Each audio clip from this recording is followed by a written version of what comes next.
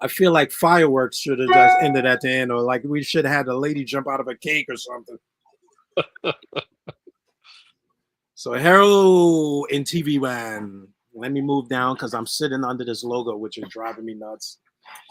Hey everybody out there that decided to join in. Thank you for joining in. Those of you that have uh, blessed us with your presence. I'm here with Don from New York Gold and Adam from Adam. If you don't know him from Adam, now you know him now. Now you know him from Adam. You don't know me from Adam. It's Friday night. We hope to do some more shows like this.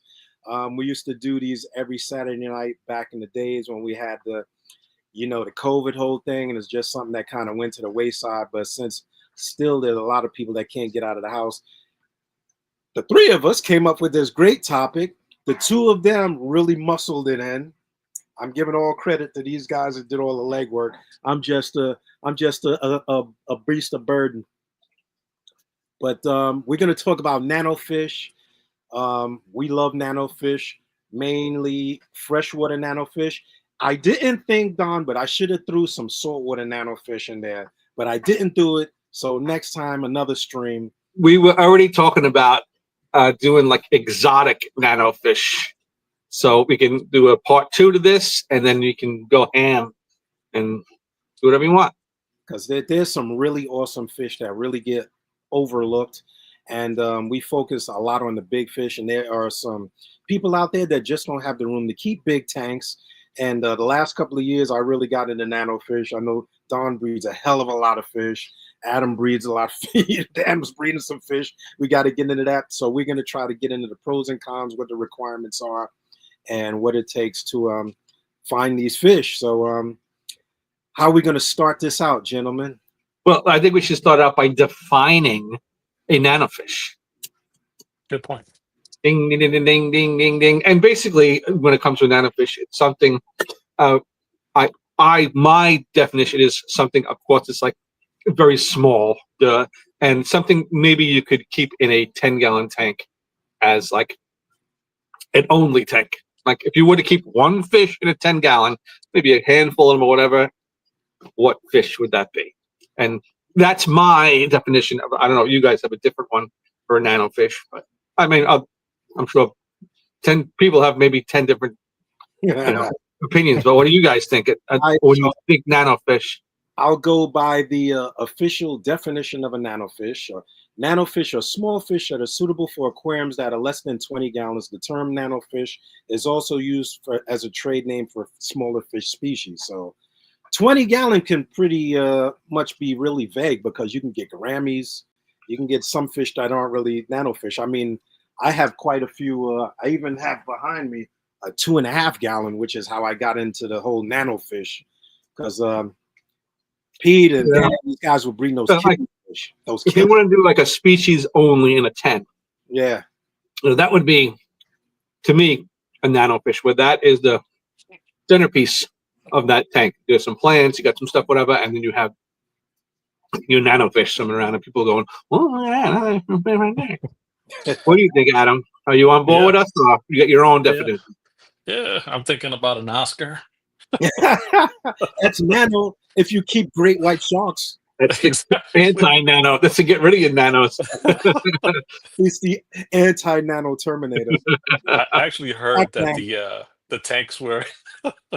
I heard the tanks were supposed to be small for nano, but I never looked up the definition like you just did. So it's interesting, 20 or less. Does it give a size for the actual fish at all? Let's see. It doesn't give a specific size. I always thought of nanofish as fish under an inch. Like, I mean, an inch would be good, like 2 inches. There's not many things under an inch. I mean, actually. I mean, say it. Don't make me say it. A little bit over an inch. Yeah, there's a lot of fish in the inchish category, but not much under. But that's also, we'll get into it later. There's a couple of fish on here that are much bigger than the inch, but because of the way they are laid out, they fit the criteria. Right, and then some fish. I was looking up on Facebook. Somebody talking about a black neon tetra that it grew way bigger than the size it was supposed to, and you see like this one massive black neon tetra Yeah, I with a mean, you get school the of oddball. like 7 other, and they're so tiny, like half the size. So you may have some exceptions here and Well, there, but I think these guys play a lot with the pictures too. Sometimes you can't trust what's on the internet. These Yeah, that's guys, true too. Photoshop a black neon where he's like this big. you You got fillet him up. is 2 feet across.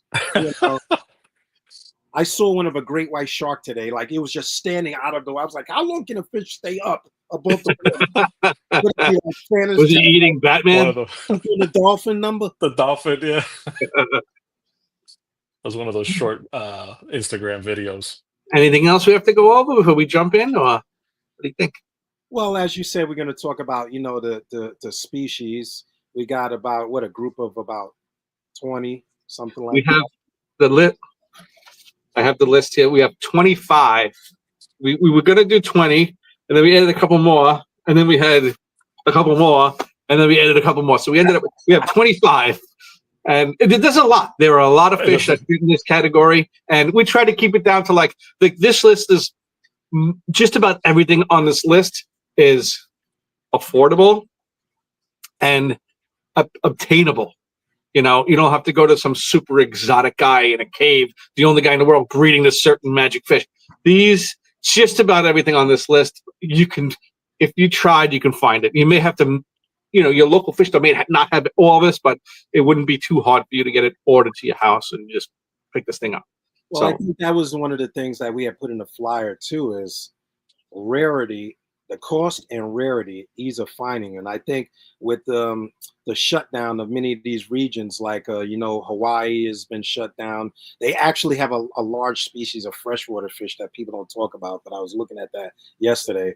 The Rio Grande, a lot of impact with the deforestation, and I know Project Piapa does a lot of activist type of activity. They definitely promote fish protection and rarity. We were just talking about it yesterday too, and Adam said, "What is it? Nigeria, I think, is opened up now.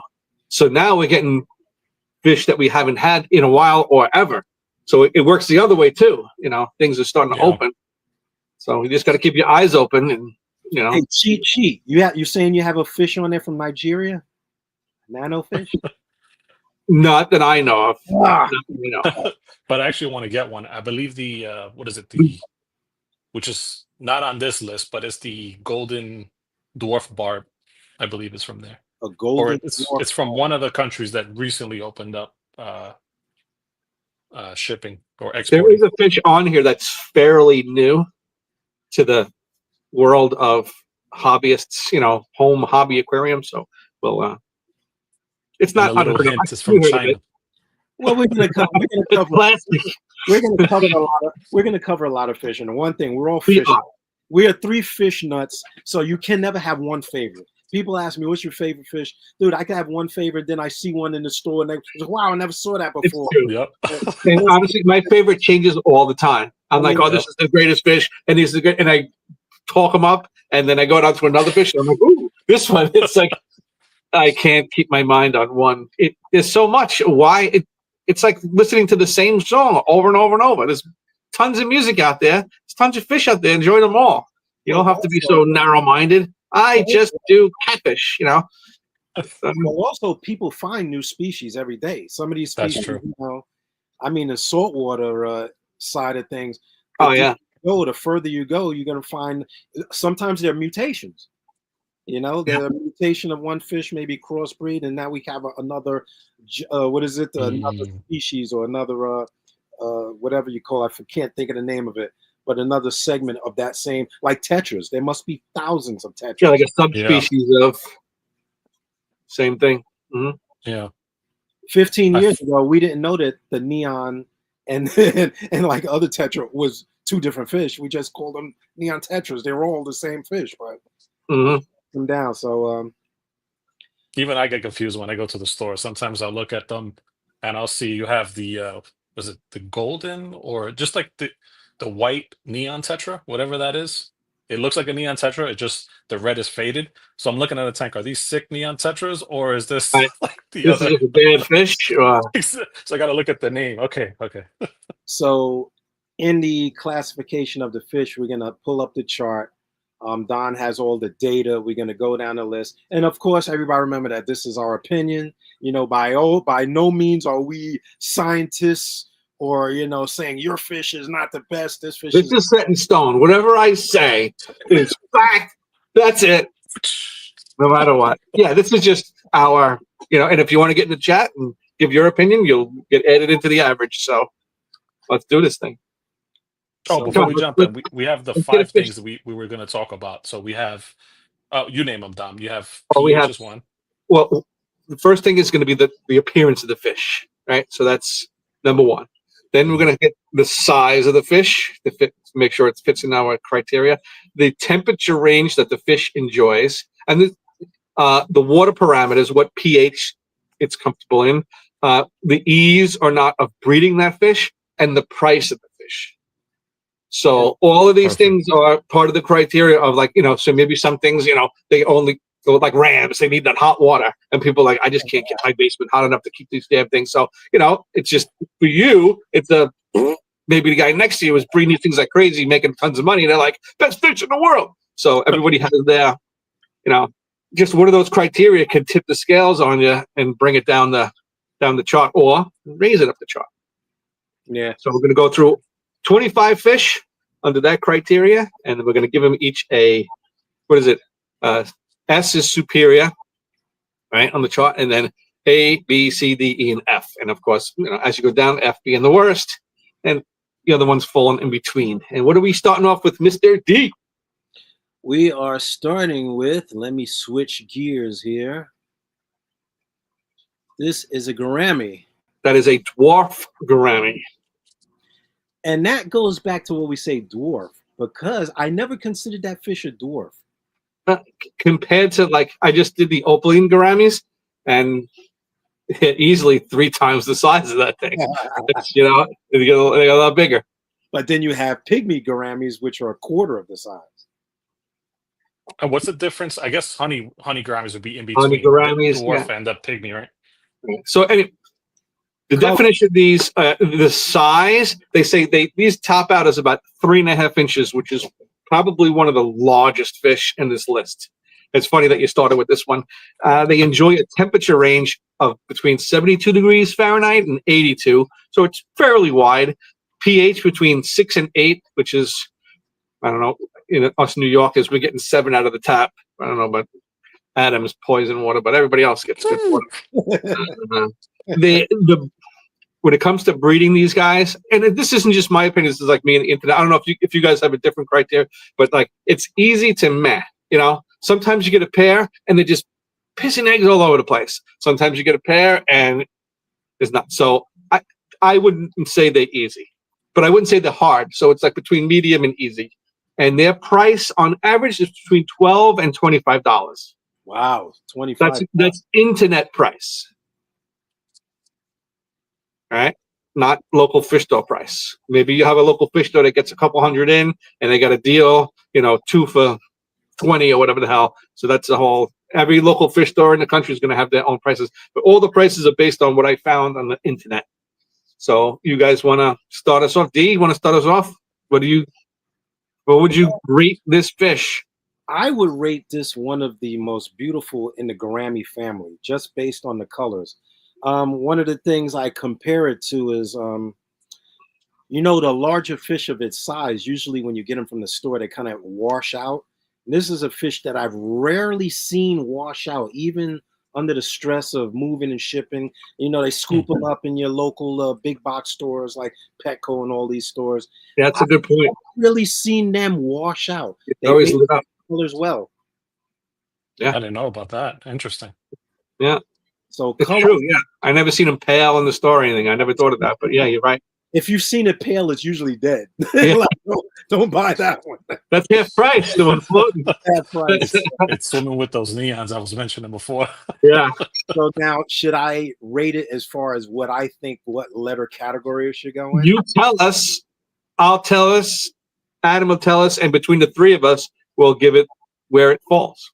In the Nano family, I would give this fish. Wait, what's the best? S or A? S. Superior. Okay. Top to bottom, best to worst.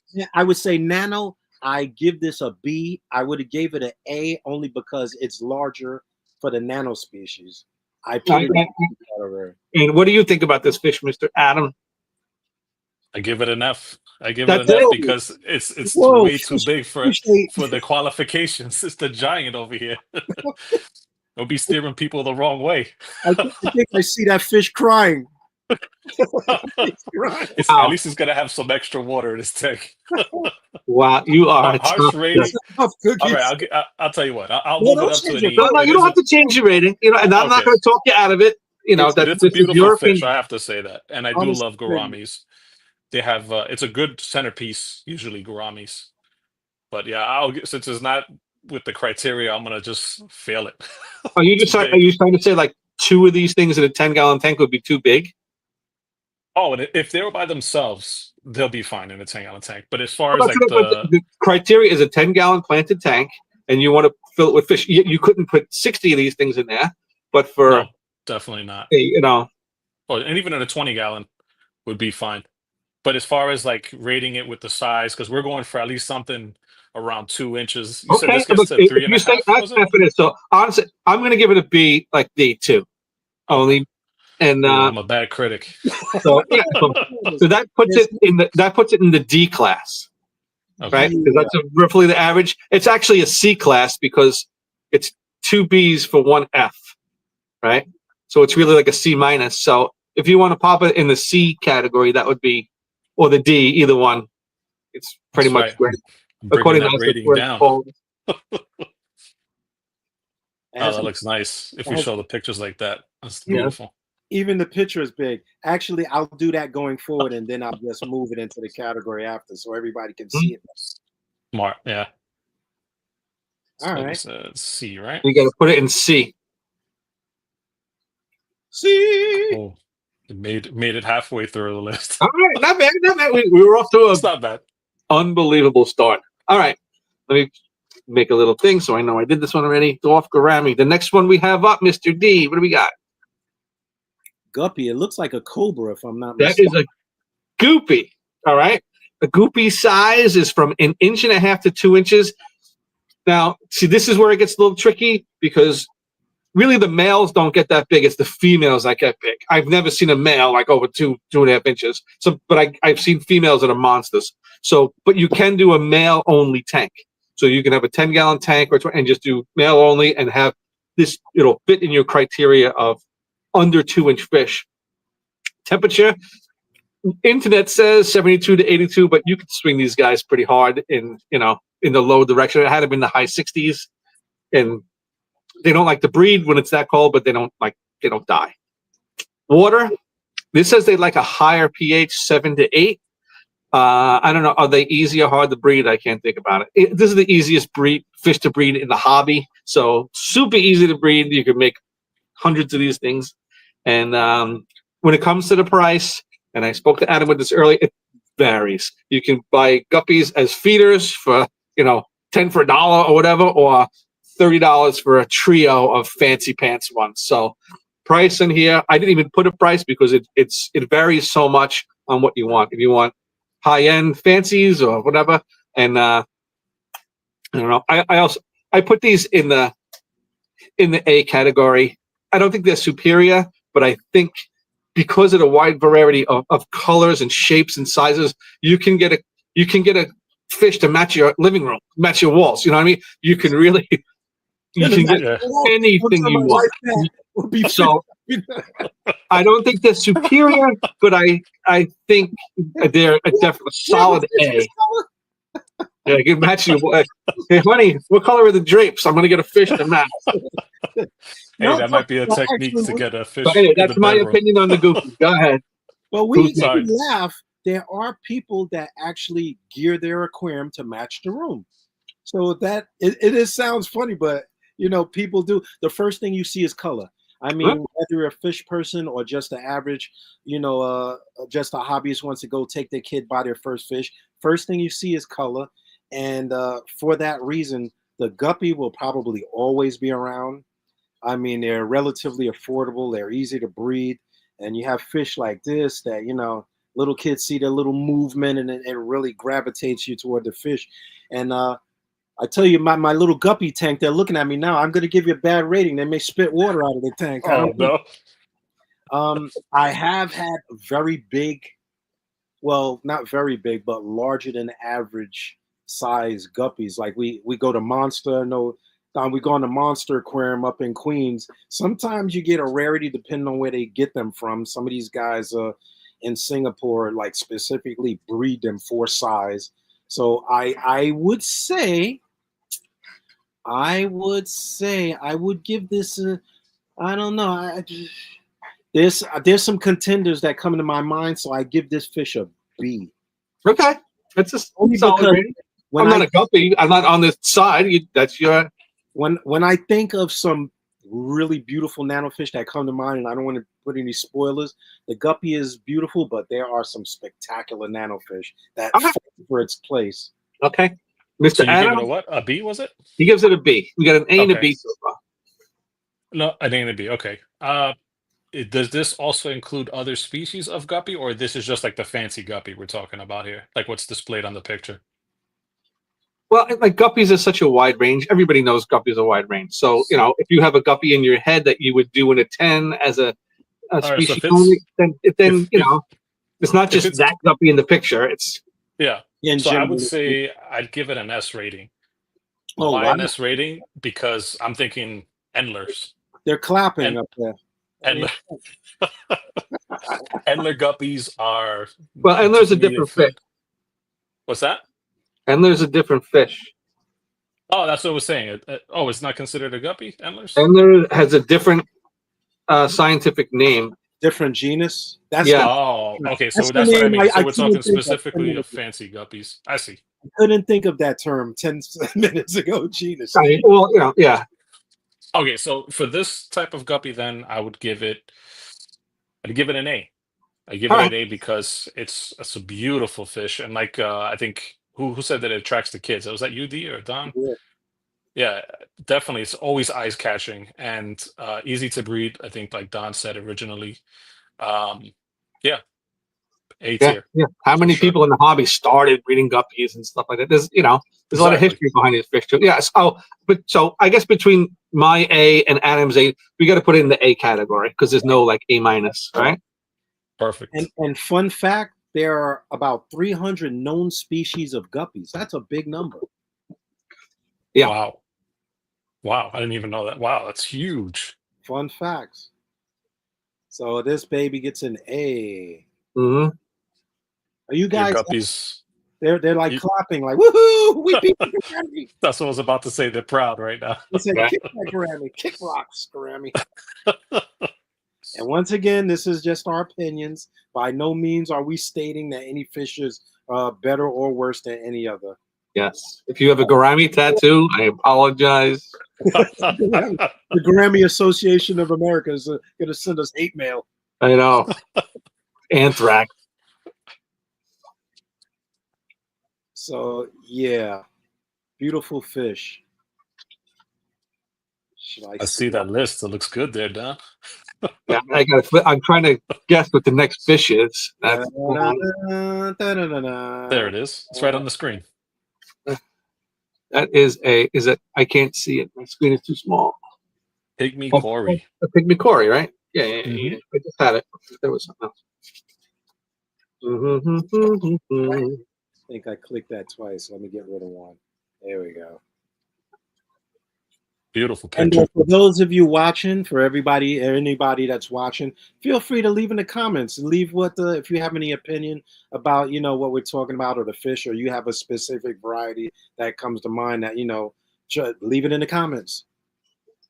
All right, and this pygmy Corydoris, these guys only get about an inch.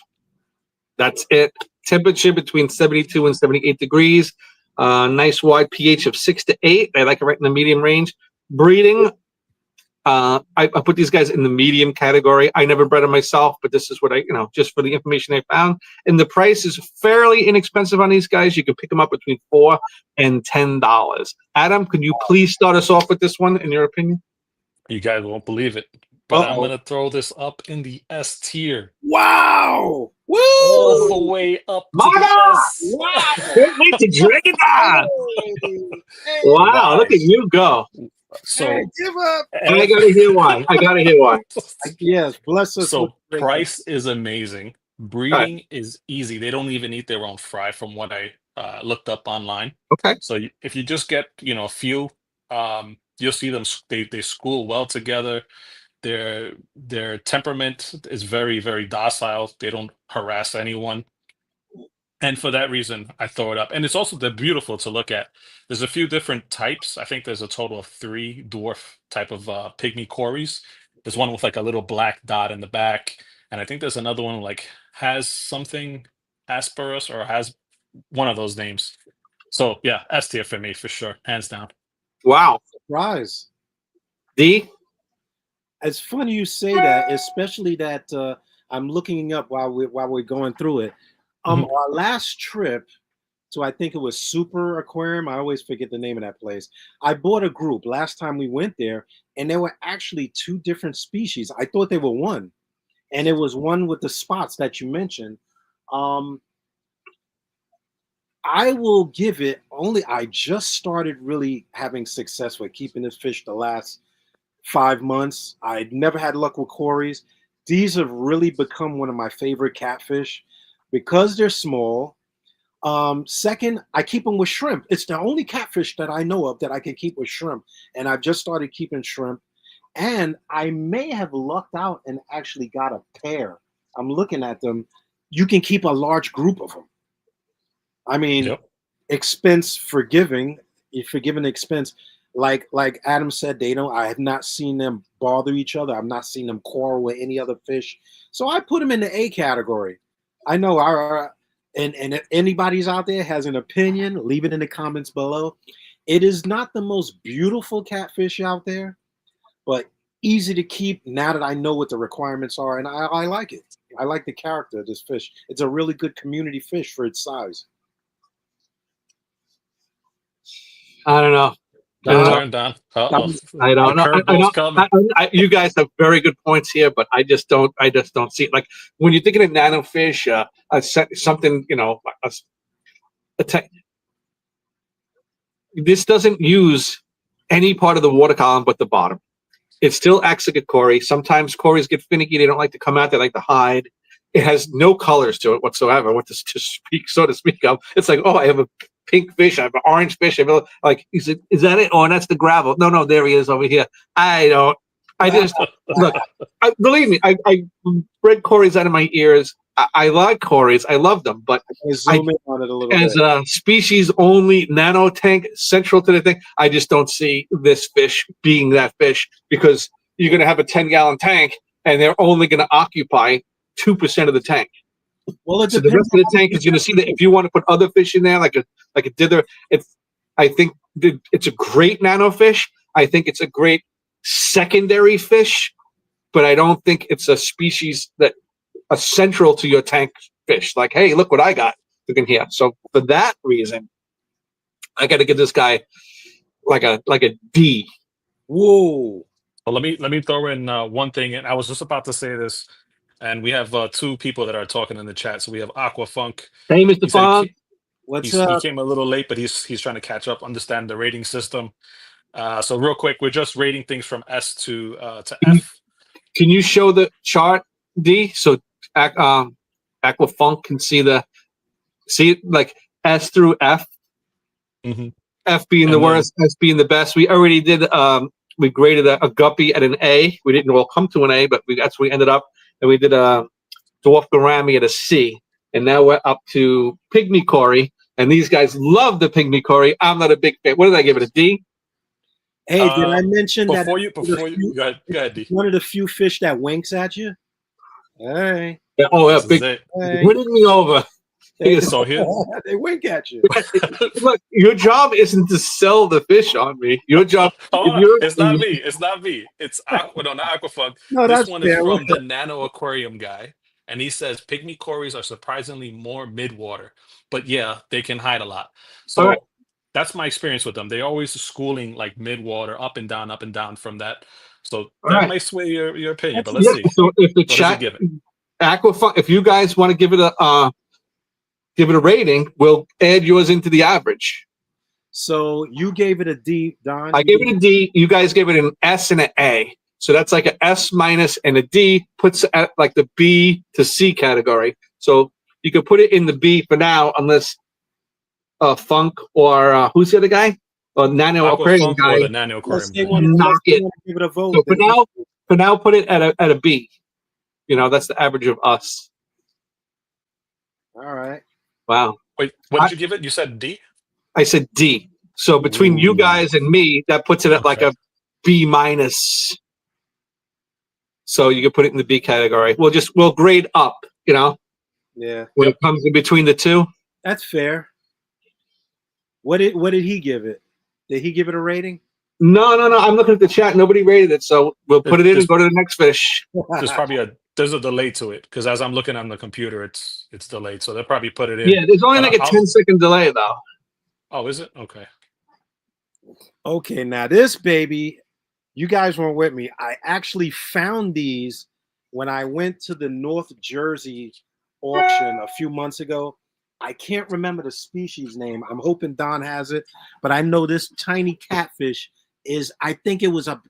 I have 3 of them, which I never see. I never see them, but when they come out, they're spectacular. Oh, see, Funk gave it a D plus. A D. D So plus for we the could pygmy knock it koi. to a C now. If you know, it's Well, still in that same range, the there's a B plus minus, there. C plus.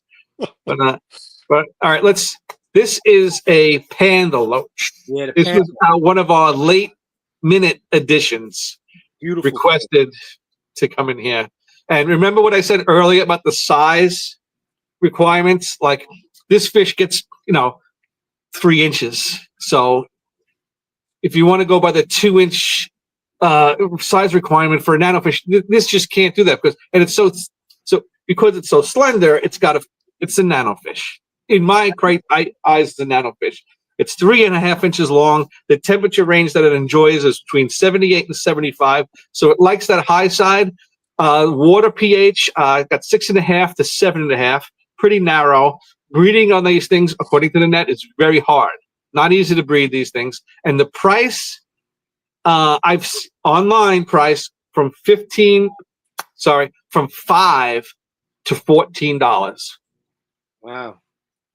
I paid $12 for him.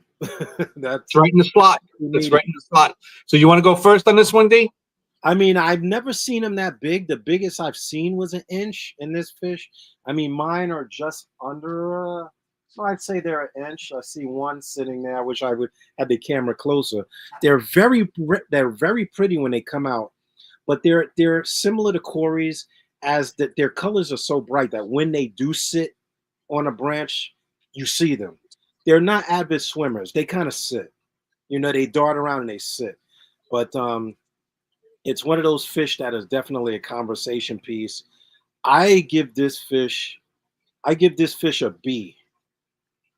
All right, I'll go second. It's hard to get.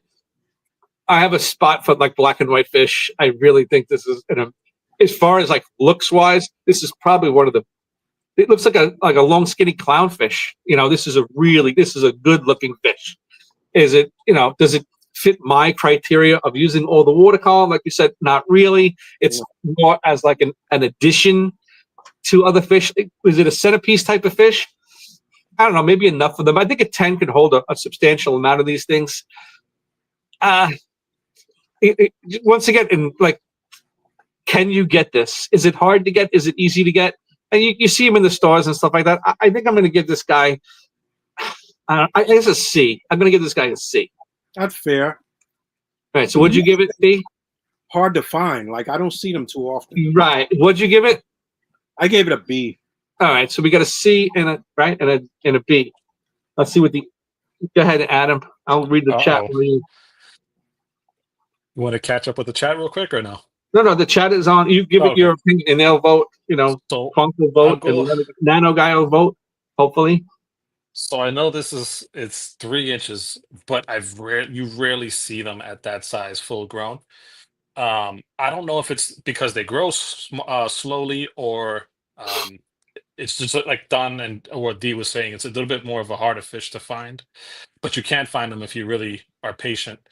Um, the price a while back was very expensive, but the price has come down quite a lot. So very affordable. I would call this fish the zebra pleco for nanofish. Okay. So for that alone, I'm gonna put this. It is 3 inches, but I'm gonna give it and they're also really good, useful in the tank as well. They're always cleaning stuff like shrimps would, you know, they're grazing.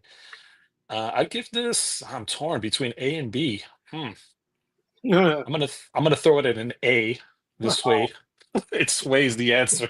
All right. So that makes it unless anyone votes online, it makes it a B. We got an A, B, and a C, right? Yep. So But also, Aquafunk gave it an A, I think, or was he talking about? I think he was talking about the one before it. What up, dog? Yeah, Aquafunk. Which one were you talking about for the A? Were you changing your vote from the pygmy, or is that for the I think panda he was. loach? That was a pygmy Corey vote that he. But for now, yeah, we lands right on the B then. Yeah. All right. So put it on the B, and we'll get to the next one.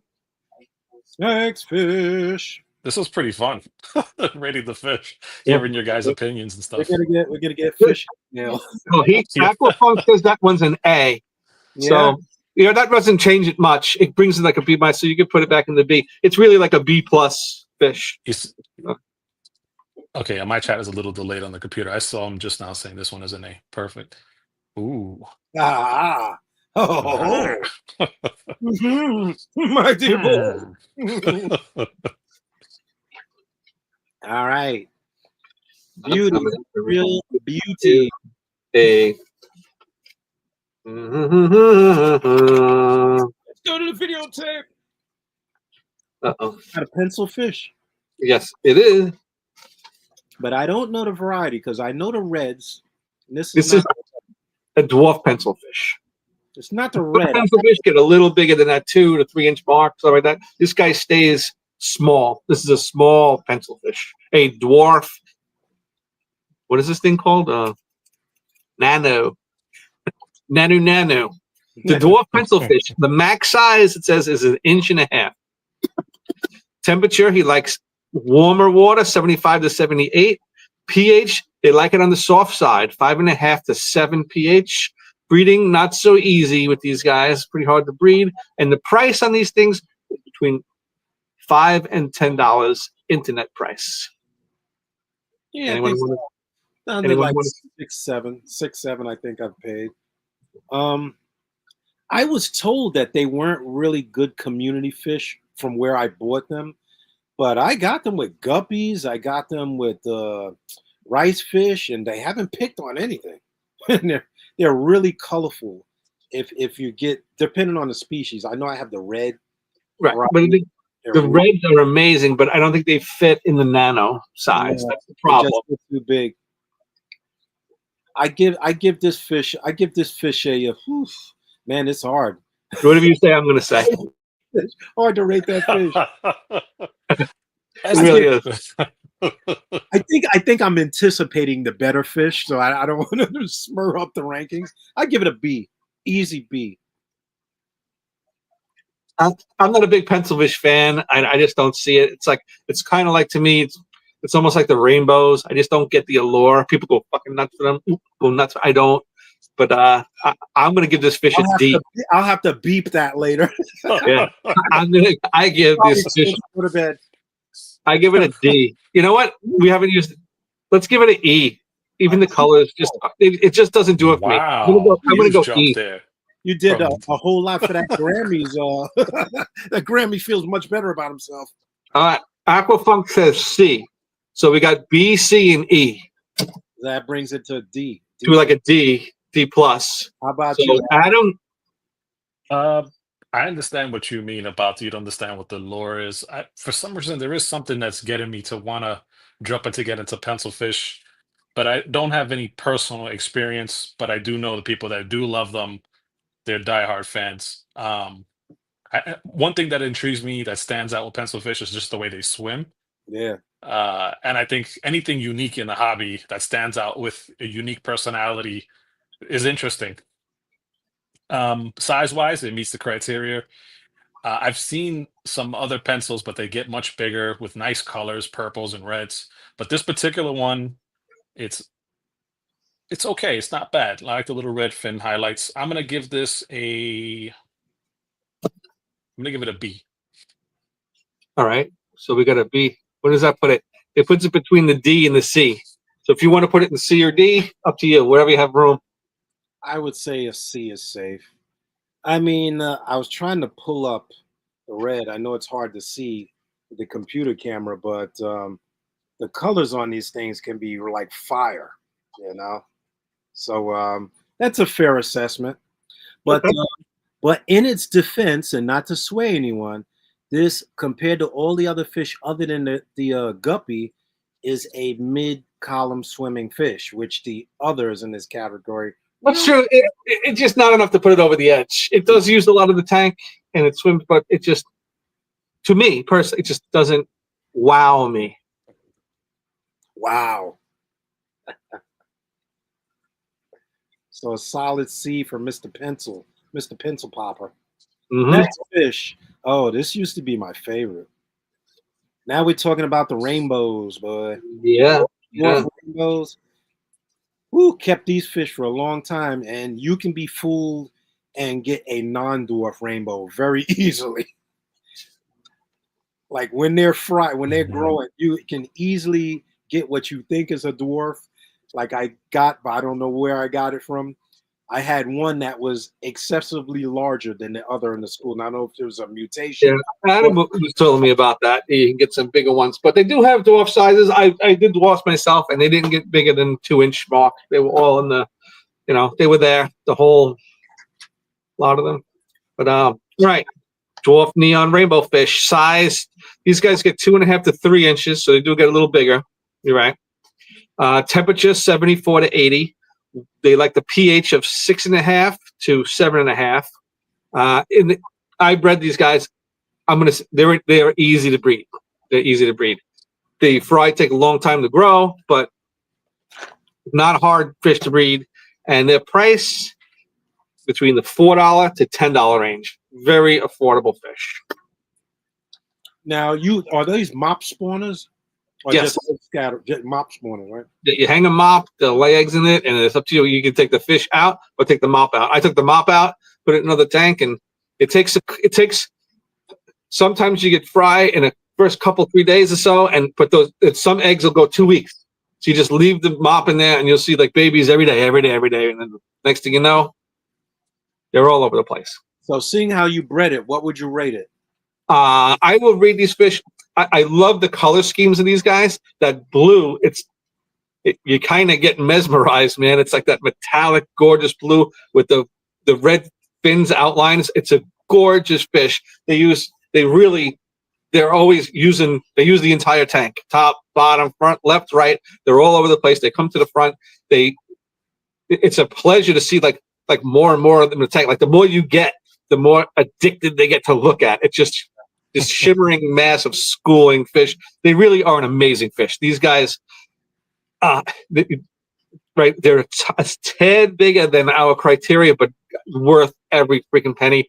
I would put these guys in an S tier. Wow! Whoa! He's a little partial. He's bred them. I have, but I would definitely put these guys in an S tier because that's my opinion. I agree with what he said. I moved these guys to the A tier only because they are always moving. For their size, and some are big, some are small. I never seen them bother another fish. The colors, I don't know if they brighten up during like maybe the mating period or like a rainy season or something like that. But when they flare up and that red is shooting off of them, they're really fun to look at. Not as pretty, or not, I'm gonna say as pretty, not as standoutish as a guppy, but really nice fish.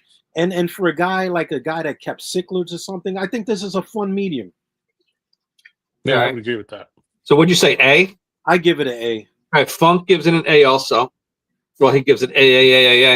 I think it's an alcoholic. He's got to go to A. I think it's an A.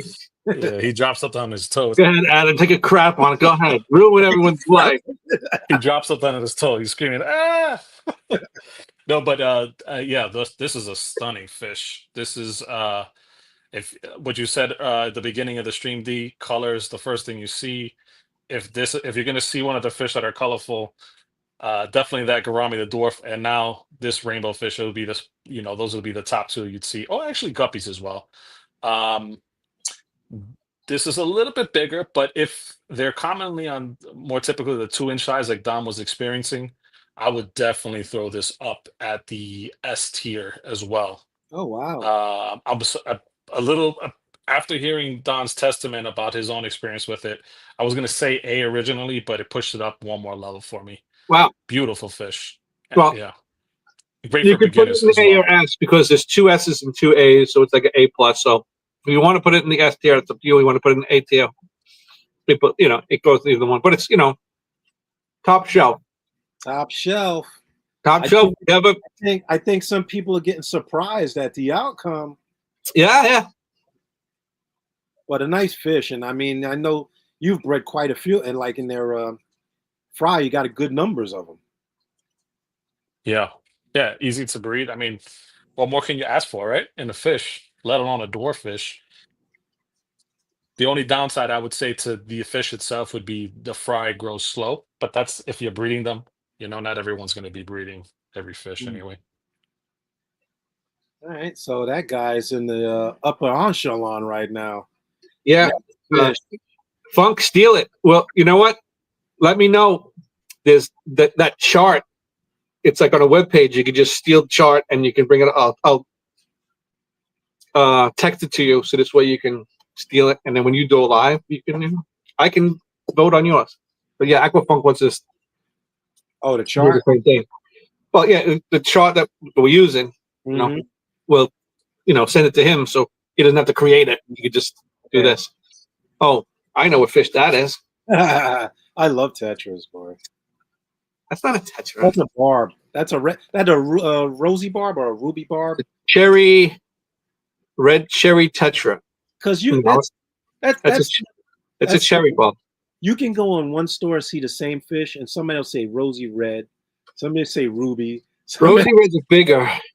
I saw them in Amazing today, as a matter of fact. So they're not a nano, though. So this is a cherry barb.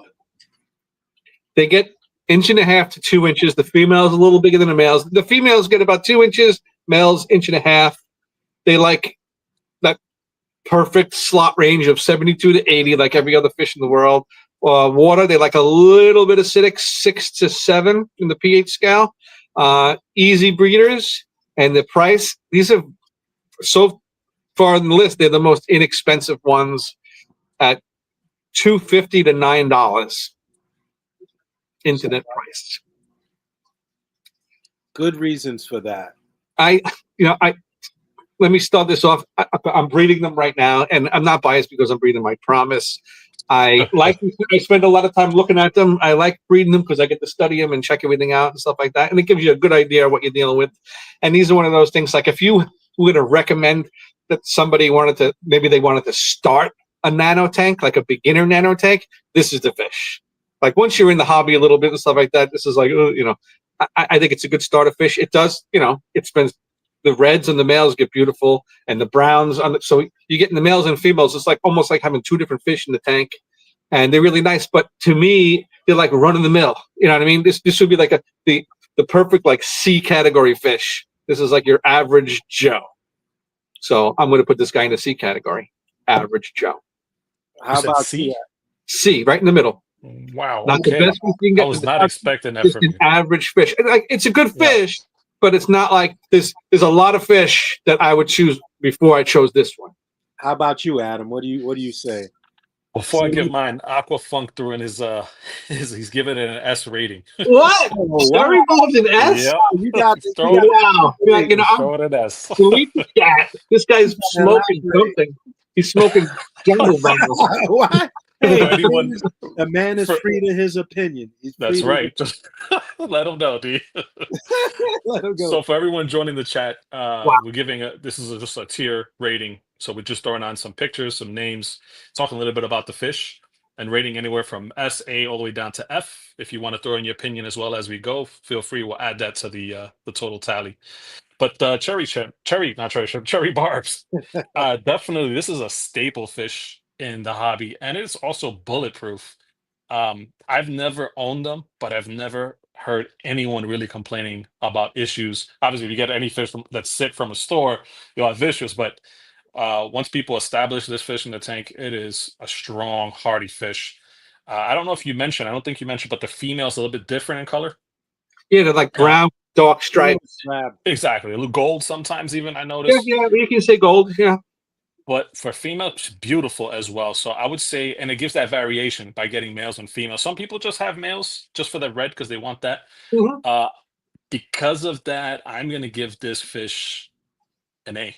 It's definitely Wow. A tier for me. All right. Really good fish. Just before you go, D, I just want to remind the chat that your vote counts as the average. So just, this is the red cherry barb. We're rating it as, so just put in S through F what you think, and your vote Tally. the average of what we're going to give it. So right now we have a C. You gave it a what? An A? An A. So we got a C and an A so far. And now D's going to give his thing. Stephen P gives it an A. I got to get a pencil. Be right back. We gave him work to do, Steve. You didn't know this was a Regents. I like the cherry barb. Part of what makes a fish, popular or unpopular. First of all, you have to find the fish, and when you run into fish that are so widely imported, you can't help but give it a lot of accolades. Because, like you say, you don't want, especially starting kids out in the hobby. And I always think of what my first fish would be like to buy a kid a fish. You want it to be hardy. You want it to be easy to keep. You don't want it to get too big. Only reason I give this fish a B is because I've kept several types of barbs and that I haven't had good luck keeping them with other species. If you have a species only tank, they've always done well, but they kind of get pickish. Like they'll bump. They tend to bump fish. I don't know. Don, you tried to breed. You tried to breed these. No, I did. You they, want to know my story? kept the other fish. Like I've always had these fish. I know I had the ruby barbs, I had the cherry barbs, I had the tiger barbs, but these guys, I thought because they were smaller, they wouldn't do that. They're really pretty fish if you have a nice group, but it's something about them. I don't know. It's something about them. Yeah. I put these in the tank and they were breeding in a half hour. As soon as I put the breeding tray in, boom, they were all over it. And I had 100 eggs, and by the end of the night, how many it was like I had Viagra in the tank. I swear to God, they just went nuts. But everybody knows Don can put a brick in the tank and he'll wake up with 2 bricks. I wish it was that easy. All right, so you gave it a B. It's just water. So the chat, we got an S, we got a couple of A's. So really, the average is like A. It's wow, an S, 2 A's, a C, and a B. So it's really like a high B. So put it in the A category is really where wrong. It's higher than I thought that thing was going to rank. Really, I'm surprised. I have a question for you. This list is blowing my mind already. It's a pretty fish. Don't get me wrong, pretty. It fish. is. But when you come to if I'm gonna have a group of just this in a 10-gallon tank, I don't think so. I think question, it's what. Go ahead. What fish did you have in your community tank that the cherry barbs were picking? I had tetras in there. I mean, tetras only, I had black skirt tetras, which they can get kind of peckish, but these things were like bumping them around. Oh wow! So I tried. What's up next? So I can flip through my thing here. Yeah. So a pretty fish. They're really pretty. It's funny. Of all the times I've gone to the store and you see like parents buying their kids a fish, for me personally, I've never seen them pick this fish. It's a good point. Yeah. I used to work at a pet shop, and it's a good point. Neon just seems to be the number one, right? So I never seen them pick that. But what's up next? Oh, now I'm really biased. The CPDs definitely have my attention. I'm really biased All right. If you had a magnifying glass, which I do, I don't use it on, I use it for the saltwater tank. I have the magnetic algae cleaner glass. If you put that on a tank with CPDs and look at the patterns of these fish, they're spectacular. They're like spectacular fish to The look at. celestial pearl danio, not to be confused with the galaxy resbora, which is the same name for the same fish, but when they first came out, these guys are new because they only came out in 2006. Well, they were discovered 2006, made it to the hobby, but they would categorize them as rasboras, but they were really danios. So that's why the galaxy rasbora celestial pearl danio name is intertwined. But if you want to be a real hobbyist and a real keeper, they're CPDs. They're not rasboras. So there you have that. The size is about an inch long. Temperature 72 to 79. They like a water of 6.5 to 7.5 pH. They are easy to breed, and price really does vary on these things, but you can get them from $4 to $10. Wow, I wish I found them for $4. Yeah, this is one of those strains though. Like sometimes you get them in the store, and they just, I don't know if they don't travel well, or whatever. They get skinny and banana-y and stuff like that. But when they are, I don't know. What do you guys start? I don't want to start with this one. So Adam, why don't you start with this one? You're on Oh, the spot. talking about the beauty. To me, I always thought these guys looked like a micro salmon. Yeah, They look like a little trout. gorgeous. Yeah. A little trout, and in their mating colors as well, right? With the red, very striking fish, easily to walk by and not notice them because they're that tiny. That's fine. And they show really well together. Um, Breeding is essential. I mean, there's so many videos on YouTube, different ways how to breed them. For me, beauty, size, um, and at least in New York City, I'm seeing that Aquafunk said it's a little bit difficult for him to get them. For me over here in New York, it's very easy to get. Um, I would rate this an S for myself, guaranteed. Yeah. Top There you tier. go. When someone says nanofish, I don't know, someone said in the chat they're kind of getting played out, but until they're really played out, this is the top of the food chain as far as nanofish go. In my opinion, you type in nanofish into the internet and hit images. Out of the first 10 images, 4 are going to be CPDs. They are still the king of the food chain when it comes to, they are the top tier. This is what everyone's looking for when it comes to nanofish. And they do. They breed like crazy. I got, I don't know, close to 100 almost there, maybe 80 going over there. I got the tanks over there. And they use the whole tank. When they're in breeding mode, they're going crazy. It's an amazing fish. It's an S tier all day long until the king gets dethroned. It's still king.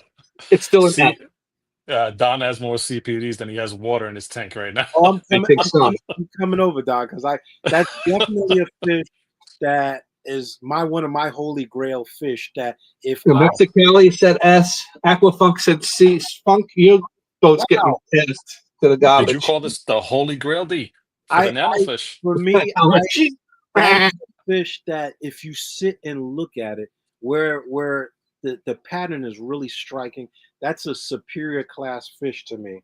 Absolutely. If I have a planted tank and that one fish comes out, as small as it is, you see it. It could be the size of a fingernail, but you see it because the pattern is that striking. The price is fluctuating now. They used to be like $14 fish. At one point, I was getting these fish for like $14, $15 a piece. Wow. They're very tiny. Now that more people are breeding them, I see the price kind of going down. I have a couple there. I don't have a lot of them.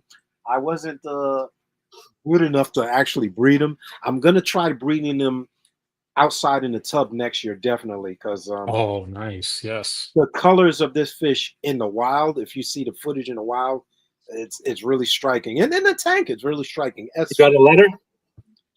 S fish.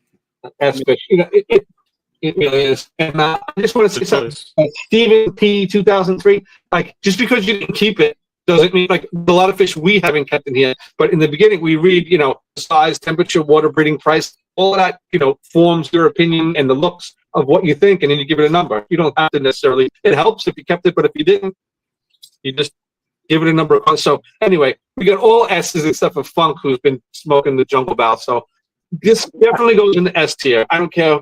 I'm putting my foot in. What was Don breaking up, or was it just me on my side? Yeah, Don breaking. I was breaking up.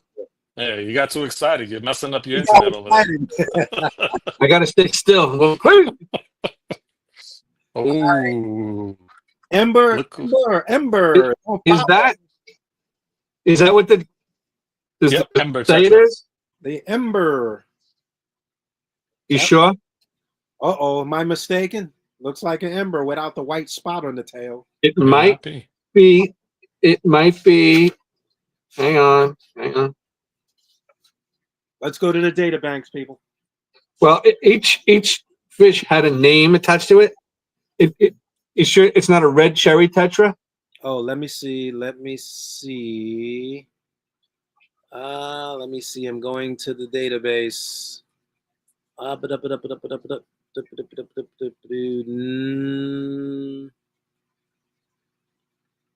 You might be correct. No, that was an Ember tetra. That one's the Ember.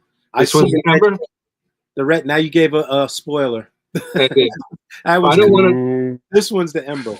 All right. This is the Ember temperature. These get 1 inch long. They enjoy a temperature of 68 degrees to 82 degrees Fahrenheit. The water conditions are nice and wide. They like a pH of 5 to 7. The breeding, never kept them. Internet says they're easy to breed. I never tried them. The price on these guys fluctuates from $2 to $8. Very affordable. Very affordable. So, this is your fish, so you go first. I surprisingly bred this fish by accident. Like it is easy to breed. If I bred it, it was really easy to breed. I never really found interest in this fish until the last year keeping shrimp. I really start to like this fish. I mean, it comes out, it doesn't bother anybody. They stay smack dead in the middle of the tank. Like I never see it hide.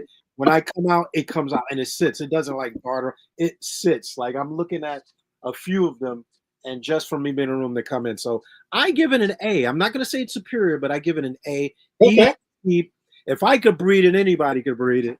All right. The color, really nice. What would bring that to an S tier for you, D? If it had a different pattern, if it had any other pattern, like there are some tetras that look very similar to it that I think we kind of slipped and mentioned, and that really kind of makes it pop. You need a group of these fish. That's the only reason I don't give it an S. You can't have like one. You need like 8 to 10 of these to really look good. Yeah. Was it my turn, Don? Or Yeah, go ahead. No, go ahead. I would say, yeah, this is definitely, if you had a school of these, they really shine. Most tetras do good in schools anyway. The color on this picture, I would say, does justice. But typically, this is one of the fish you have to see in person. I have to say, like, I'm torn now. If it's either between an S and an A, I'm gonna give it an A. For the only reason is it's not easy to breed, or it's not. Tetras are, if you have there's a method to breed them, they could be easy to breed. D said he bred them and he wasn't even trying, so maybe I'm missing something. I mean, and that might push me to the S tier, but this is an amazing nano fish, like must have for sure. I think the fact that I wasn't really catering to the fish, I was catering to the plants, and they were in the plant. I think that kind of triggered it. Yeah, could have been. Yeah, I would say I'm gonna give this an A plus. I'm right smack in the middle. We'll give it an A. Yeah. Right. Look, I have a thing for orange fish since I'm a redhead, lover with the goldfish and stuff like that. So John likes redheads. What the hell? Yeah, Funk gave it a C, but I'll give it an A. We'll pull it back into the A category. Although I think this guy should really fall down to a B. You know what? Yeah, I think we should put it in the B category. B it is. But that's we also got a rating a C from Aquafunk. That's what I'm saying. C, and I really don't think it's an A personally. It's not a striking. It's not a striking, but you got like Yeah, I give it like a C or B myself. So I think in the B cat, like it's really like a B plus. I think would be a perfect place for this guy. So Salvatore gave it a B, there Sal, you and go. then Aquafunk gave it a Yeah. B as well. So yeah, so B. Oh, and Steph. Yeah, and shout I out to think B is where it belongs. I don't think welcome Sal for coming into the chat. Sal's our membership guy from Brooklyn Aquarium Society. Thanks for Hey, chiming. big shot. I gotta add too. Sal's kept a lot of this fish. He ran a store where he kept and sold fish, so he can chime in as well. Fish and parrots. Fish and parrots, baby. Wow. All right, we're back in the Grammy side of town. That is anyone know the name of that fish? Sparkling Grammy. Let me look Yes. to the data bank. Yes, you got it right on the money. Yeah, I gotta find it in my A notes. couple of these guys. I'm going to give you a surprising fun fact. There are Okay. several species of what we call sparkling gouramis that are actually a hybrid. That I just somebody and if anybody is really has a lot of data on this fish, you can chime in and leave it in there. But one of the guys in the store actually showed me the difference in these fish, and they have a really distinct pattern. There's a dwarf gourami that looks really close to a sparkling gourami. Easy to mix them up. What is Sparkling gourami? They get to about 1.5 to 2 inches, so they're right in the slot. 72 to 82 degrees, nice and wide. Water parameters, they like 6.0 to 7.5 pH. I don't have any breeding information on these guys, and their price ranges from $6 to $12. If anyone knows if they're easy or hard breeders, I do not. I couldn't find anything on them. I would I know imagine if they, bubble nest builders like the average. yeah, if they breed like the other gouramis, like the opaline and stuff like that, it wasn't very hard to like. But I think when it comes to gouramis, it depends on your pair. You know what I mean? You get a pair and they do nothing but poop eggs all over the place. Yeah, they get another pair and they're very finicky. So I would put them in the meh category personally, but that's just me. Man, Meh, not hard, not easy. Meh. It's the luck of the draw. If you're gonna get a good pair, like it's just like angels. You get a great pair, they breed, they take care of the babies, they do everything. Other pairs, it's a lot of coaxing to get anything out of them. But I don't know. I guess I'll start on these guys. These guys have like nice colors. I think this is like a pair of these in a 10. They're big enough to carry the whole tank themselves, using the whole range. The colors aren't amazing. They're not gonna blow you away, but they'll be a fun fish to like watch and learn from and stuff like that. And I think these are. I don't know. I would put these guys in like a C category. They're not like nobody's gonna get wowed away by this thing, but they could be fun to have. I can see someone getting these, but they're not getting them again. nah, that's a That's fair how I assessment. That's a So fair. So she says C, C, a D. C, as in C. All right, I'll agree with you on that because I kept these fish for a while, and I found out one thing about them is they get aggressive. Like trying to keep a couple, if you have more than one male in there, they do get aggressive, especially if they try to breed. So even though you have a 10-gallon tank, if it's not heavily like planted where they can get away from each other, I thought I could keep a decent group, and I really couldn't. So for that, I give it a C. It's a beautiful fish though, but I give it a C. is the aggression just towards each other, or were there other fish With that they the were other chasing? with the other fish, because Oh, I okay. had some thread fins in there, and these guys went after them. I was really mad about that. Wow. All right, Adam, you're up. Just for the we got on the chat. Stephen P gave him an A because he likes when they croak, but they do croak. And everybody else, Sal gave him a C. I gave him a C. Gave him a C. You're up, Adam, with your And They croak. Aquafunk They do gave them an croak. A as That was well. the other fish, the croaking gourami. That was Oh, the other. you gave him an A. I don't see it. Yeah, it says Oh yeah, Aquafunk. Yes, I okay, dig these right very there. active and got personality. All right, so we Or got got 3 C's got and an person. A. Three Yeah, seasons. I agree. These are packed with a lot of personality. As you could tell from what Dee was saying with his experience with the breeding. But if you don't go breeding, these fish are very interesting to look at. They're very observant, similar to cichlids in that sense, that where they're very aware and curious. So personality for me is huge when it comes to fish. Uh, I'm torn between C and B, but I'll agree. I'll give it a C as well. All right, sounds like C. I guess it goes in C. We got 4 C's and 2 A's, which is like a C plus. So it goes into C. High C, low B. All right. Oof. This list, huh? It's kind of It's balanced cute. out. It's interesting, yeah. Yeah. Oh, okay. I got a winner for you now. All right. So we're going. Oh, We're going native. We're going native. right. There's a puddle in Funk's backyard that has this fish in it right now. Right, Funk? I could have swore you bought these pygmy sunfish. No. I've wanted these for a while. They're beautiful. You told me you had them, D, didn't you? No, remember we went to the NEC? I thought you bought those. No. I had them a long time ago. I kept them. I bought those the wild sailfin mollies from Florida off of Ryan. Oh, okay. These are recently really pretty fish. Really pretty fish. All we right, were these talking about them the other day, Don. Remember? Well, maybe a few months ago. Yeah, pygmy sunfish, inch to inch and a half. The temperature says 65 to 82, but I know those wild fish can probably go lower than. But I wouldn't push them past the 65. They like the water parameters nice and wide, 6.5 to 8. Breeding, I didn't find any breeding information. And if you go to Wild Fish Tanks and talk to my man Ryan, you can get them there. Anyway, they're from $13 to $30. Yes, that's wildfishtanks.com. That's from $13 to $30. Throw off the logo. .com. So, yeah. Anyone want to start on the pygmies? Sure. I give it an 8 Yeah. for looks in person. I kept them as a kid. I used to catch these. True story.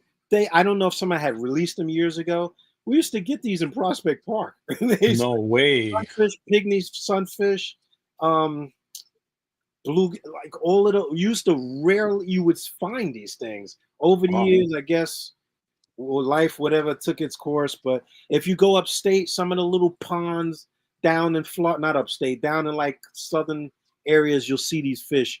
But that's like digging for gold if you find these. I've not had consistent luck finding them. When I went there with Ryan, we hit a spot and we were pulling these things out. We had so many we started throwing them back. Yeah. We had a couple of guys and I just hit this one spot near this like washed out bridge and I was scooping it just blindly down there and pulling these things out, and a lot of them. We probably stopped at like 20 and we just, was it a puddle or what was that? No, this was like it was actually it was like a river that had overflown its banks. Like it was like there was all these heavy rains and stuff like that. It really wasn't a great time to do it, but we went there anyway, and yeah, we would catching them like crazy. What do you rate these, Don? You know what? I've never had these. I know Funk gives them an E, so he doesn't like them. And not even on the scale. You said you had them. Give us a letter. So I know there's something to be said about like catching something wild or something native that you can go get and keep in your tank. You know what I mean? That you don't have to get flown in from Malaysia or something like that. So there's something in, how many colors, how many fish have like colors like that? You know what I mean? It's just, and like Steven says, just because you get it doesn't mean it's going to color up like that. That's true too. And somebody told me, I don't remember who it was. They said they had them and they were boring. But that's the only information I have about these things in my head, and it's not a good thing. But it's not fair, someone else's opinion. But like, I don't know. I really got to go off of these guys that one guy says E, one guy says A. This guy says B. We got a B, A, stuff like that. I don't know. I would love to try them. These are one of those. But like, if I went collecting again and I found these, I would definitely keep a pair or so and try it. So I would definitely put these in the B category. I kept them, but you can't keep them with other nano fish. I'll tell you that. The criteria is whatever fits in a 10. You can do species only. What did you say, D? They fight like a cichlid. They're beautiful. I gave them an A. You gave them an A. All right. The internet says it's not a fan. Sal says A. Funk's a tough one, man. Stephen P says B. Yeah, that's right in the slot. Right now it's like a B plus, and A gave it. Didn't Funk give it a C? Oh yeah, you gave it an E rather. Wow. All Yeah, right, he gave it Adam. an E. He gave it an I'm E. gonna. He pulled it down to a C. No mercy. No I question. this pygmy sunfish I've been wanting for a long time just because of the sheer beauty of the males that stand out. The females, they're less colorful. Um, if you see them trying to pair off, they are aggressive. So if you get one male and he's able to color up, or one male, one female, or there is usually you have a dominant fish with these, and they'll flare up. And if you get this color in your tank, everybody's gonna be asking, what fish is that, especially if they're not familiar with it. Nice that it's local as well. So for that, I would definitely give it an A. Okay. So we got 3 A's, a B, and an E. So I guess it would fall like in the B category. And it's amazing you don't see it more for a fish that's native. It's amazing we see more like real Brazilian fish or like South Yeah, American fish than the local fish. That's it's because true. I you haven't gone to wildfishtanks.com. Ah, wildfishtanks.com. Plug. For all your fishy needs. For all your native fish needs.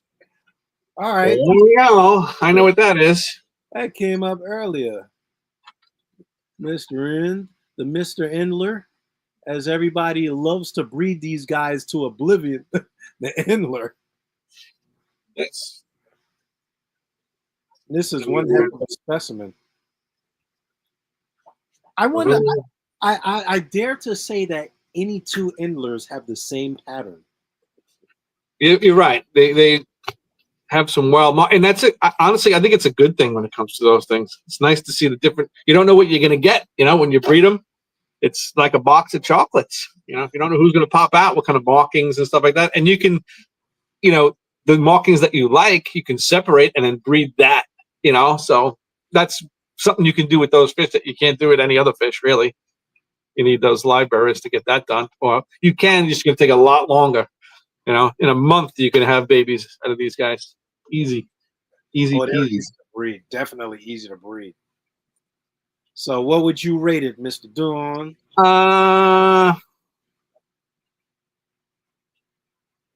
Everyone knows what an emerald. Let's go through the size. The size is 1 inch to 2.5, and we know the male stays small. It's the females that get big. So, 1 inch to 2.5 inches. Temperature 65 to 80. Water parameters, they're like 6.5 to 8.5. Easy breeding, and the price of these guys varies by strain. This is like the guppies. You can get these feeder endlers and cheap, or you can get fancy name ones for $30 a trio. So, and everything in between. But yeah, and look, if I had a 10-gallon tank and I wanted to throw, and I did, I had one of those fancy name brand things, and they were cool. They were cool. I'm going to give these guys an A. I'm going to give these guys an A. They really pop. They look like they're plugged in half the time. Their colors really pop. So, hey, that's it. I don't need to say anymore. Hey. How about you, Adam? I think Adam's waiting for fish to come. Yeah, they look they look like they're glowing. You're right. When the light hits them, they're beautiful.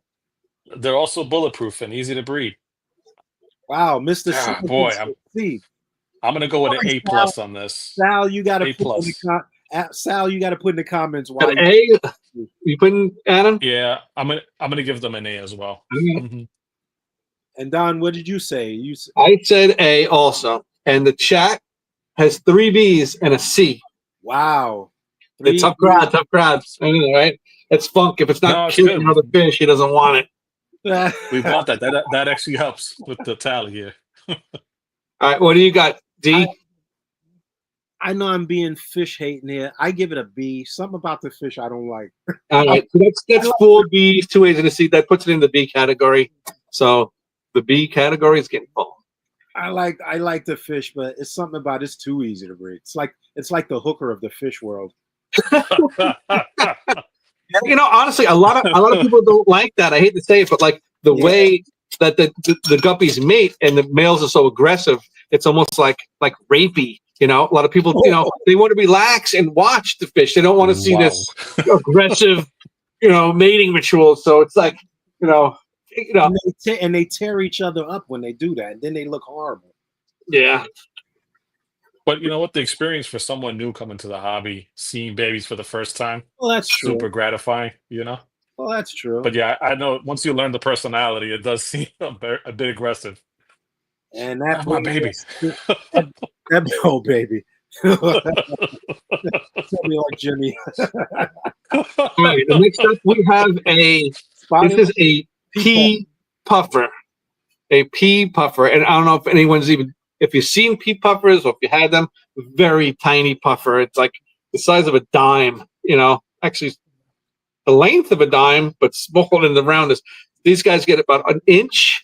They like a temperature of 74 to 82.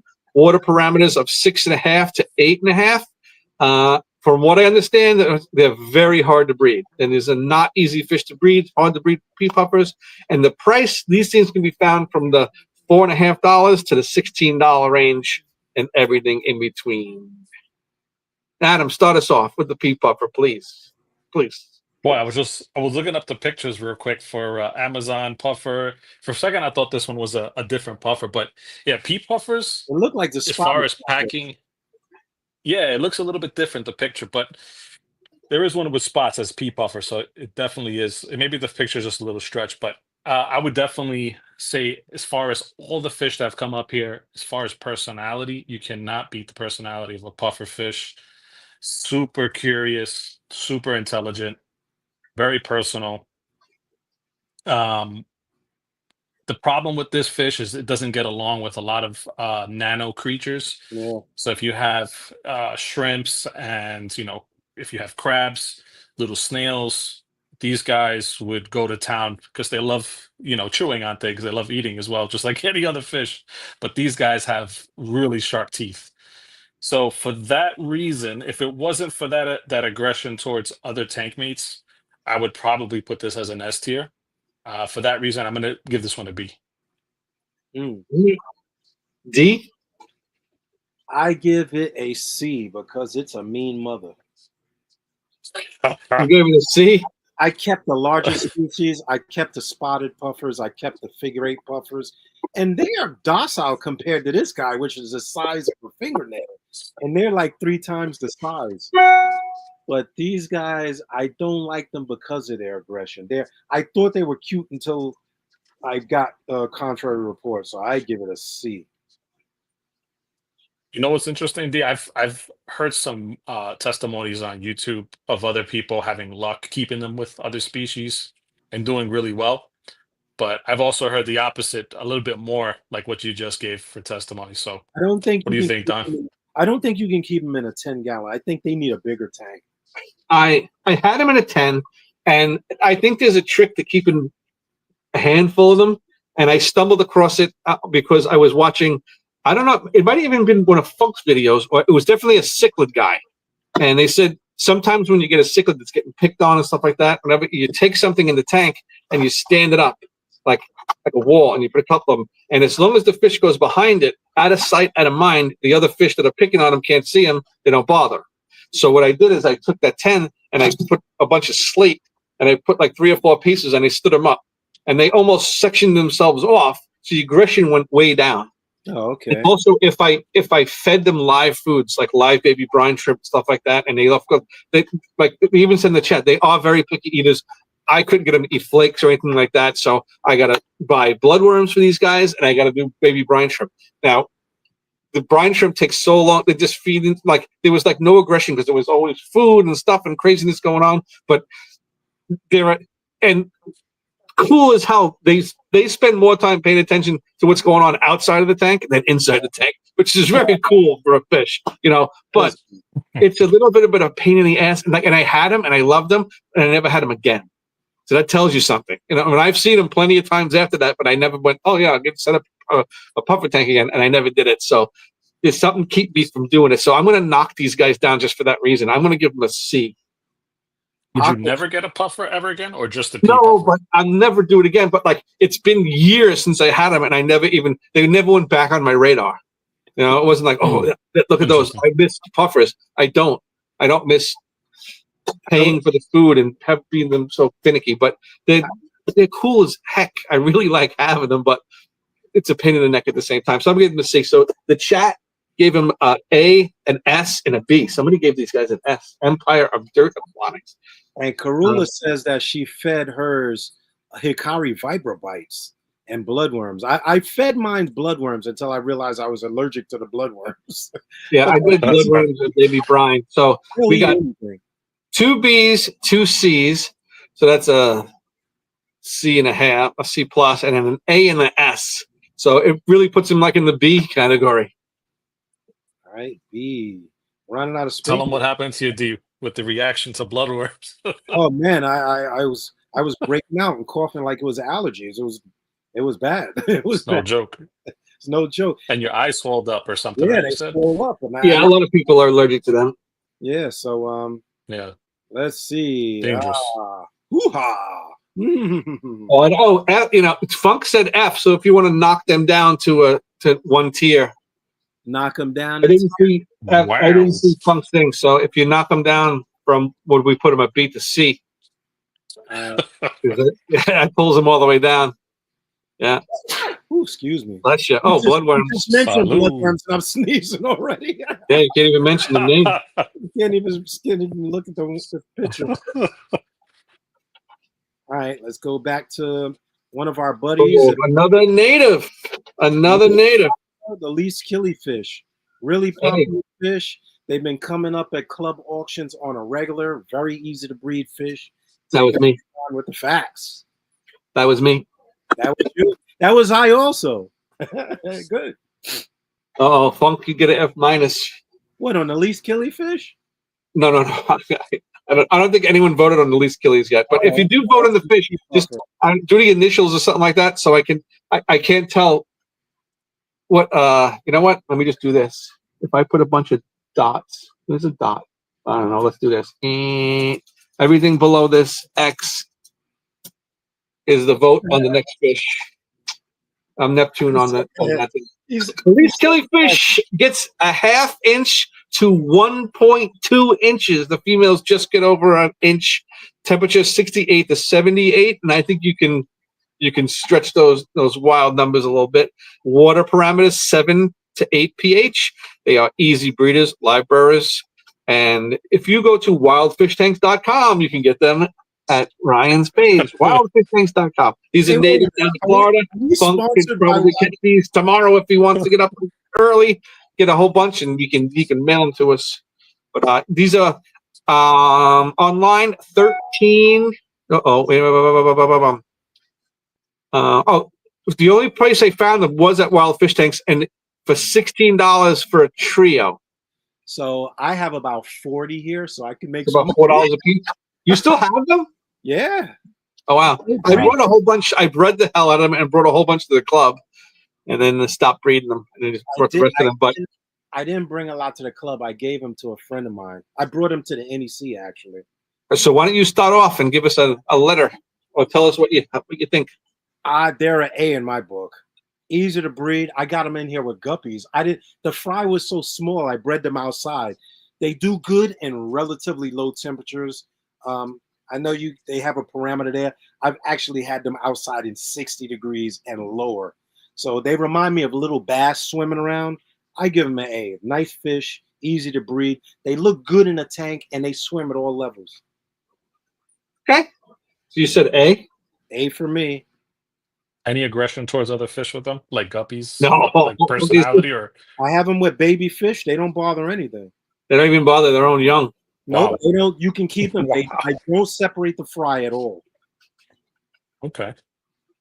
And I feed them Daphne. I feed them a lot of things. Like they eat crushed flake at a very small size. Like I haven't had to get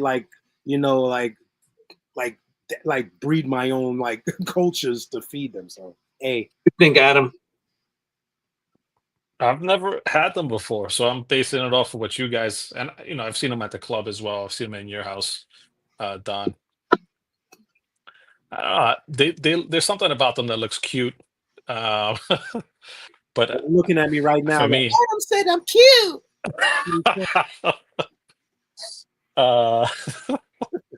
yeah, I'm gonna give these guys a C. I'm not until maybe if I experience them myself, that might change.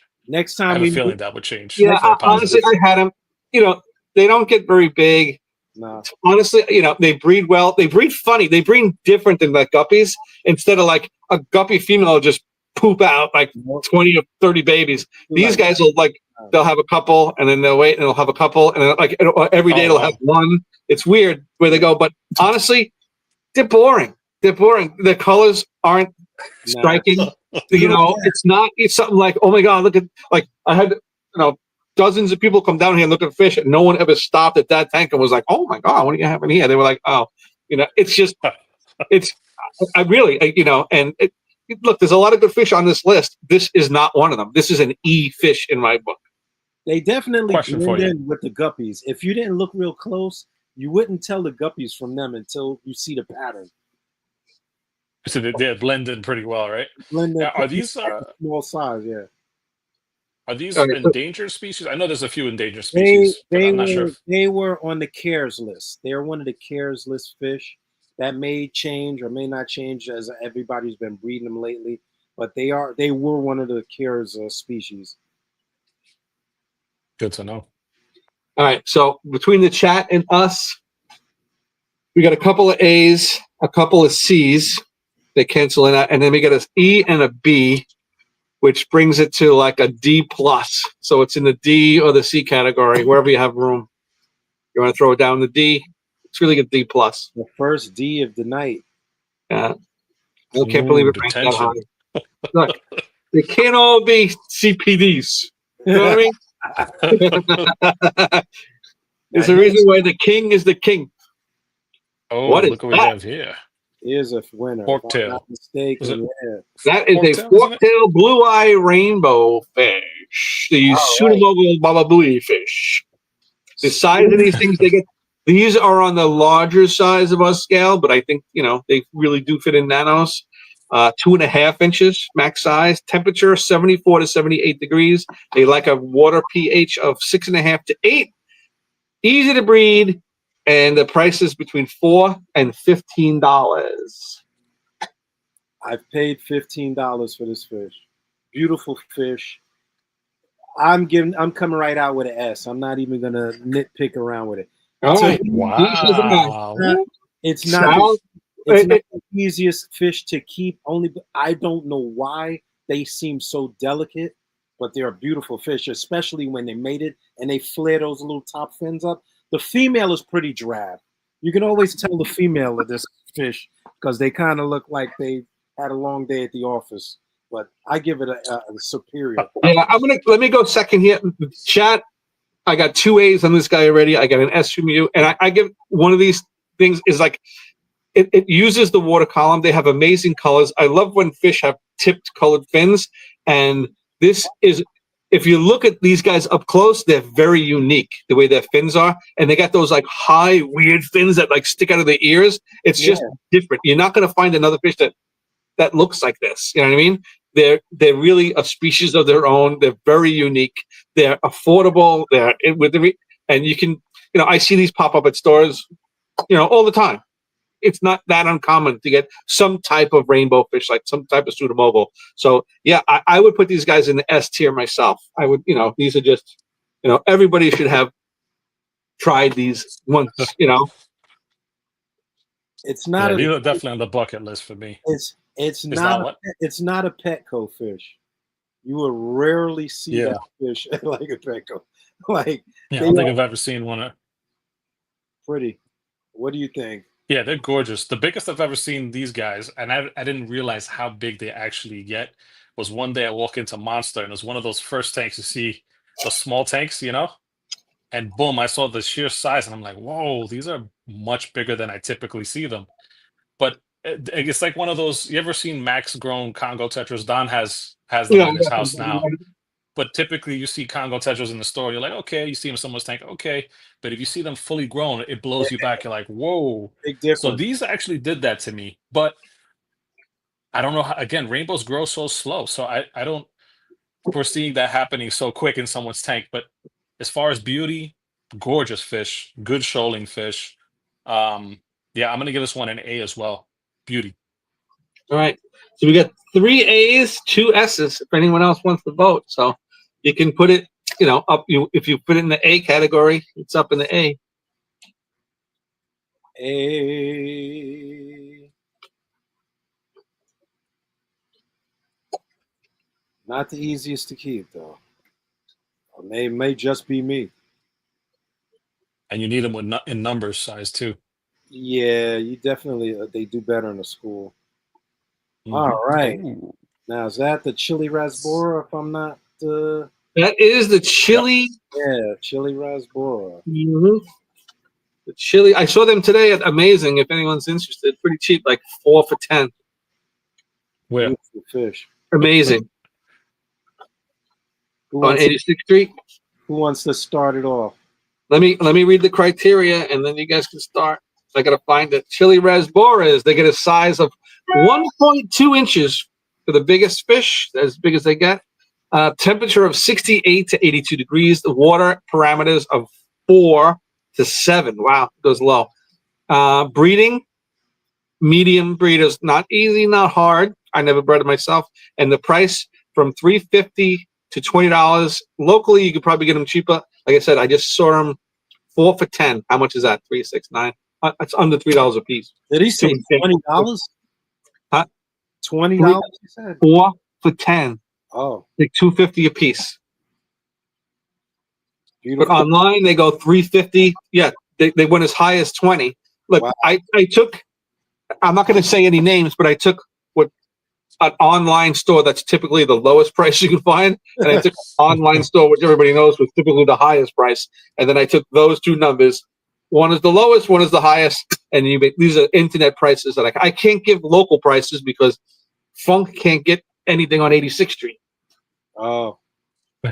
Yeah. Well, Karula says Uh, she just got these, and they are a lot of fun. So thank you for chiming in. She got these, and they're a lot of fun. I've had these fish too. They are a really nice fish. I put them right up there with the Ember Tetras. They are very colorful. They swim right up in the middle of the tank. They're pretty fish. Boy, it's tough. The rating tough. I give these a superior just because they're like a kick up. They're the Ember Tetra on steroids to me. Yeah, you know what?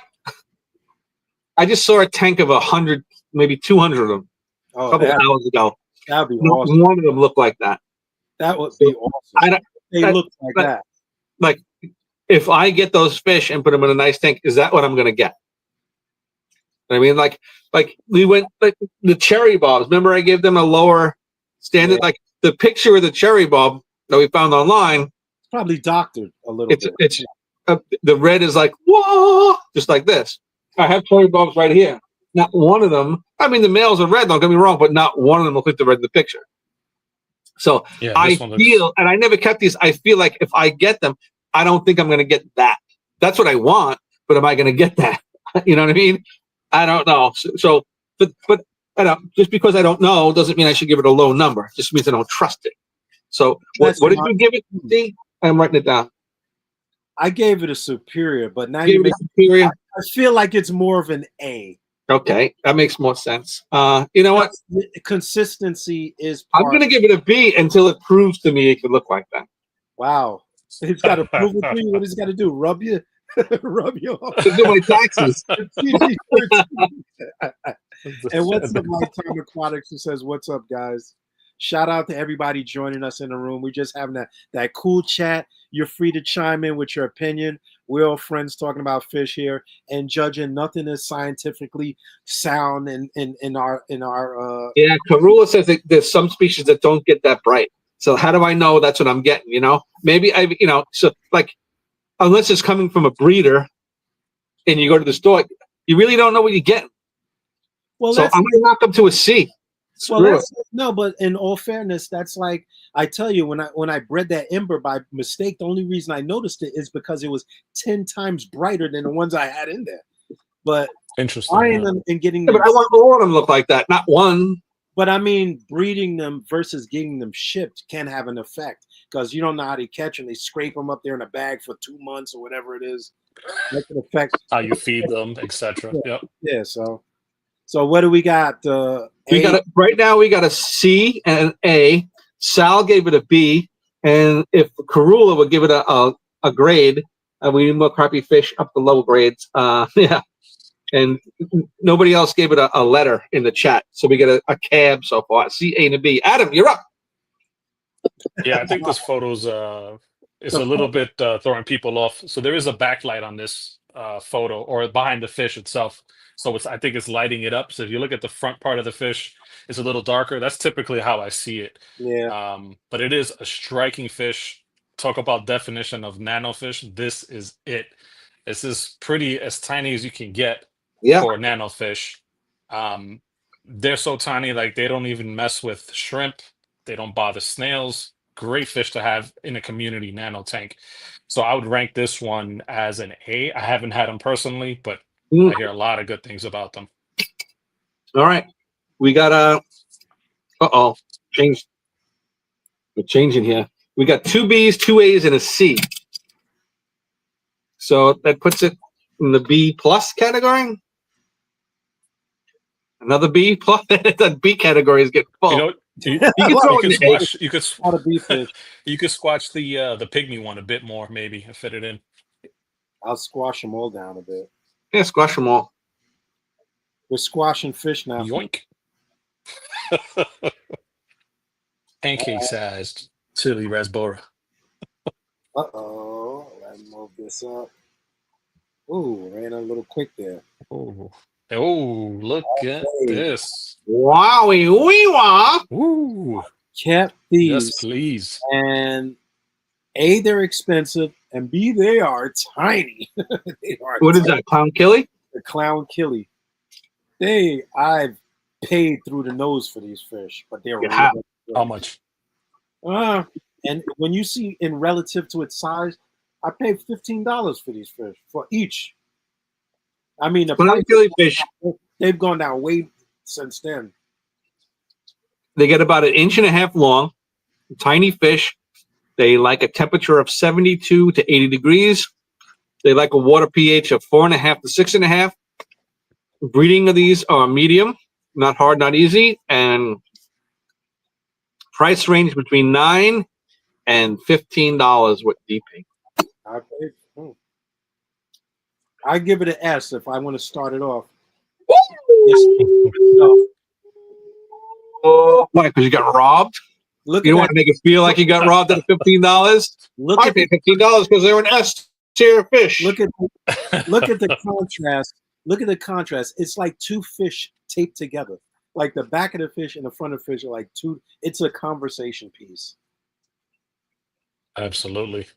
I'm with you. I'm going to give it an S as well.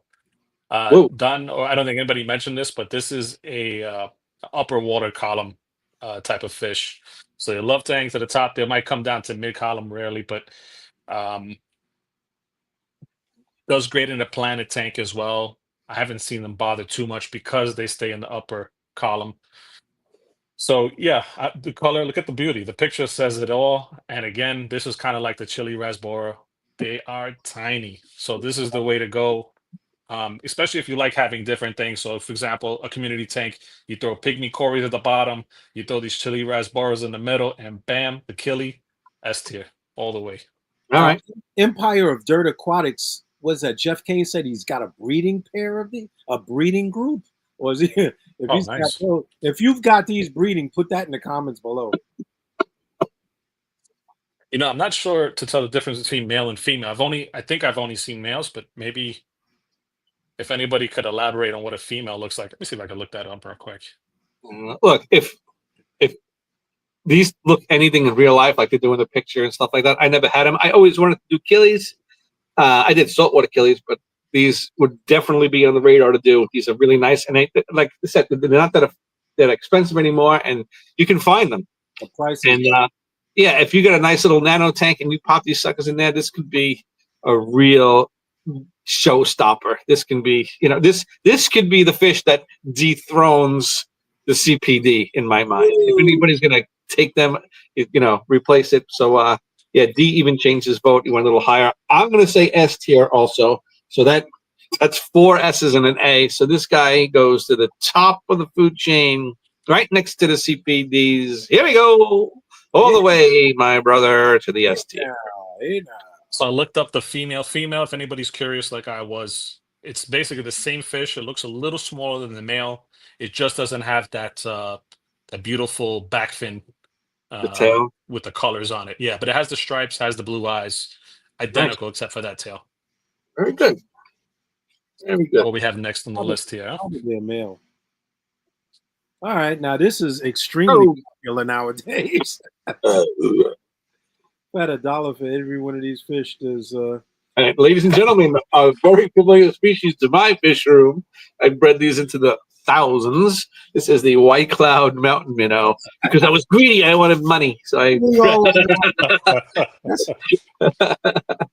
we saw these fish going for almost $40 for what, 6 fish, Don? 6 fish, $40. Yeah. Yeah, no, they were going for more. We were at an auction in Connecticut, and these things were going for like a bag of about 8 to a dozen was going for $60. Then the bag came up again, another bag for $70. And I'm turning to Dean. I'm like, did they say White Cloud Mountain minnows are going for freaking $70? What are we doing here? What are we doing? So we went home, and I was like, I said, dude, I'm just getting white clouds because they were like $1. I said, I'm getting white clouds, and I'm breeding them until I choke my tanks out with these things. And we're going to go back to the auction, and we're going to make some money. We're going to pay for the hotel. We're going to go out to eat. That was so and funny.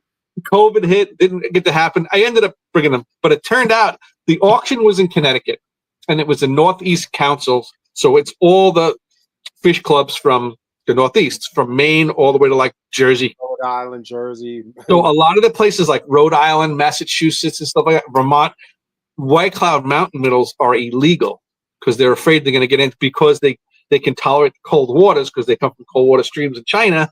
That if they get into the ecosystem, they're afraid to destroy them. So you can't have them now. So, but if some guy goes to an auction and they have them, I guess you can get them and bring them home, as illegal as it is. So that's why people were paying up the nose for them because they couldn't get them in where they lived. I didn't know that until later on, but anyway, How much did they go for again? They were like $70 a dozen. I think Don and I were on a breeding mission. We must have went up there. We must have went up there with like 30 of these. Yeah. Quick, head back home. Let's start breeding. But anyway, White Cloud Mountain minnow gets 1.5 inches to 2.5 inches. The temperature range goes all the way down to 40 degrees to 78 degrees. They can tolerate that cold water. They really can. And that's beauty. The pH 6.5 to 8.5. These are medium to breed. They're not hard. They're not easy. They're not hard to breed. It's the fry is so small, it's hard to raise the fry along. So I didn't put them in the easy class for that reason, but it's doable. And the price is from anywhere from $2 to $7. Not an expensive fish. Let me go first because I got to run and get a charger real fast. These are not a bad looking fish. The males have some nice colors. They get that like bronzy color to them. They use the whole water column. They mate. They look good in big tanks, little tanks. This is, and you know, being a guy like me, I'm in my basement. It's freezing cold down here. To have fish that you don't need a heater. This is a northeast friendly fish, or just a northern anything friendly fish. So it's hard to get this thing anything but an A. This is an A fish. The only thing that keeps it out of the S is maybe the appearance isn't like wow, but everything else for this fish is aces. Let me go get a charger. I'll be right back. And do you mind if I'm gonna follow through after Don there? All right. So I'll first start off by saying this is a staple in the hobby. They've been around since I was a little boy, and I'm sure a lot can attest to that as well. These weirdly were never on the map for me. They do come in different colors. So you have the golden version, and then you have this brown version. And the reason they were on the map, they just didn't stand out anything color wise for me. I was like, wow, I must have these. But in the sense that they did stand out, it was because they were schooling well together. And that I actually love. Personality is a wonderful thing. If you guys ever get a chance as a YouTuber, his channel is called White Cloud Dynasty, I believe it is. You ever heard of him, D? I haven't heard of it. The White Cloud Dynasty is all he does is what his name is. He's breeding all types of white cloud species. He's handpicking special color traits out of them, and it put white clouds on the mat for me. Now I actually want to buy some. I have to look up more about that guy and see if he's selling them, see if he ships them. But yeah, now I want them for So sure. what? So So what did you say? A? based based on what he's shown, yeah, these are an A for me, hands down. I've bred these by the truckload outside. This was one of the most prolific fish outside, only because if you got a nice tub around mid-June where it's nice warm, you get mosquito larvae Mhm. out there. You don't even have to worry about feeding the fry. They grow so fast. I got a Wow. tank full of them behind me that I literally take outside and then bring them back in, and they can tolerate. I had them out there in 40-degree weather, and they went. Wow. There's Wow. no heater in that tank. Beautiful fish. They were going extinct. Some varieties were going extinct, or some of them were very very hard to get. But I give them an A because they're very pretty. They're definitely prettier bred, like homebred, than in the store where you find some like this picture doesn't really do them justice. So I give it an A. Mm. All right, so that's 3 A's from the chat, right? A. And what is the chat says? I don't see anybody voting on it. All right, so give it an A. It's A. A it is. A it is. The White Cloud Mountain. Empire. Climbing the mountain. Empire of Dirt Aquatic said something. He said he is the channel, the guy, White Cloud Dynasty. He has taken a break from social media, unfortunately. But yeah, you could definitely check his channel out, and hopefully he does come back. But yeah, exceptional fish. All right, there in the What do we have next? Next we have here we go again, another tetra, Oh ho ho ho! and that is the red cherry. I believe that's a red cherry. Yes, Yep, red that cherry is it. tetra. The super red cherry tetra. This is a red cherry tetra, fairly new to the hobby. Fairly new to the hobby. I don't remember seeing these in a store yet. I see these in exotic. Yeah. Yeah, what is it exotic? No, amazing. They were in amazing. Oh yeah, I haven't seen them in the store, but size is like 1.5 inches, 72 to 82 degrees. pH is 6.4 to 7.2. I have no idea about the breeding. Couldn't find anything, and the price is a little high on these. I'm gonna $16 to $30 a piece.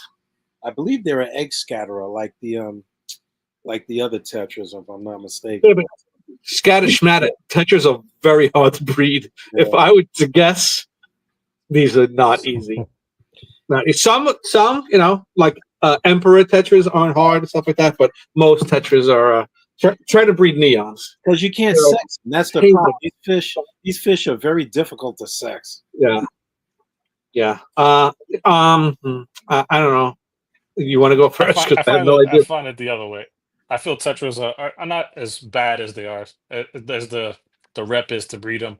And as far as sexing, you really could tell once you have them for a while. Once they settle in, immediately you'll know the female's starting to swell up with eggs. That's usually the tail sign for any tetra. That's the only way you can tell, really, if they get fat.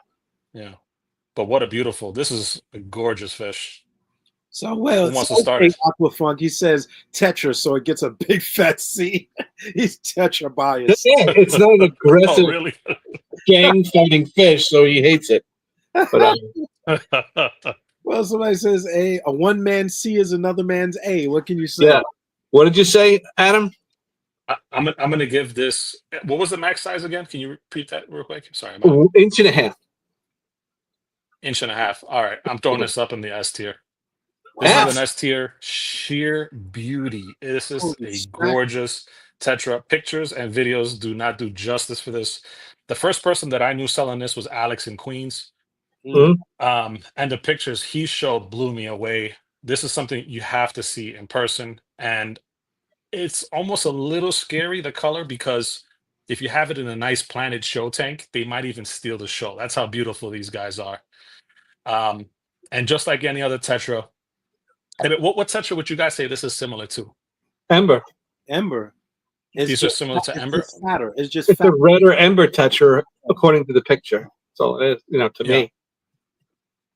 Yeah, it's an S tier for me. Gee, what do you think? Beautiful personality. I give it an A. I don't give it an S, but I give it an A because their colors actually look close to this picture when you've kept them long enough. It's not like a Photoshop type of fish. They're pretty fish. They're easy to keep, and you can keep them with other fish.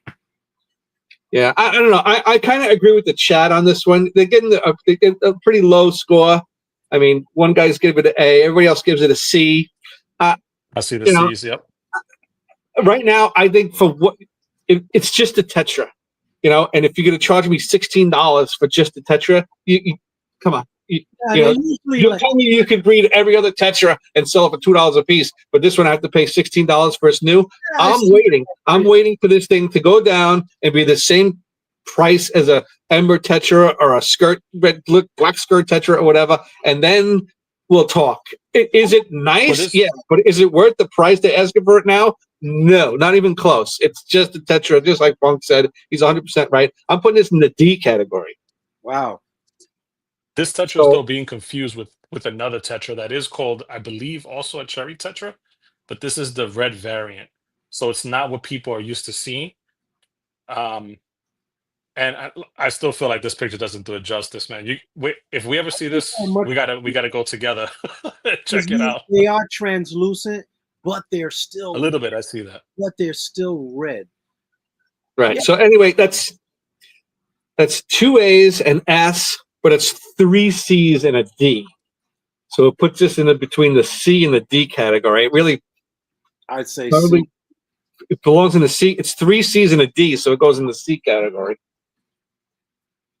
Oh, I gave it an S, remember.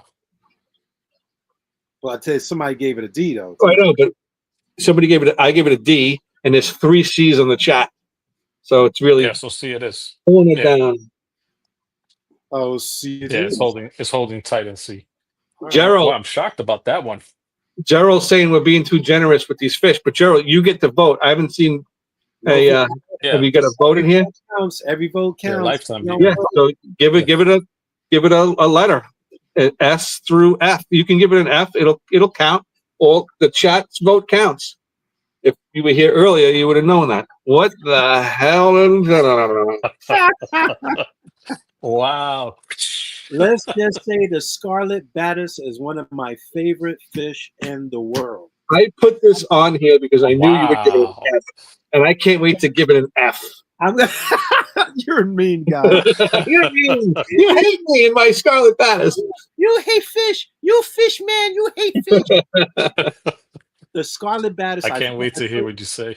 I know. Go ahead. He can't wait to give this thing a description. He's got to give the description of it. Oh yeah, sorry, you're right. The scarlet batis gets to a size of 1 inch long, 75 to 82 degrees Fahrenheit. Water parameters pH of 6 to 7.5. Breeding, I never did it. The internet says it's medium to hard to breed them.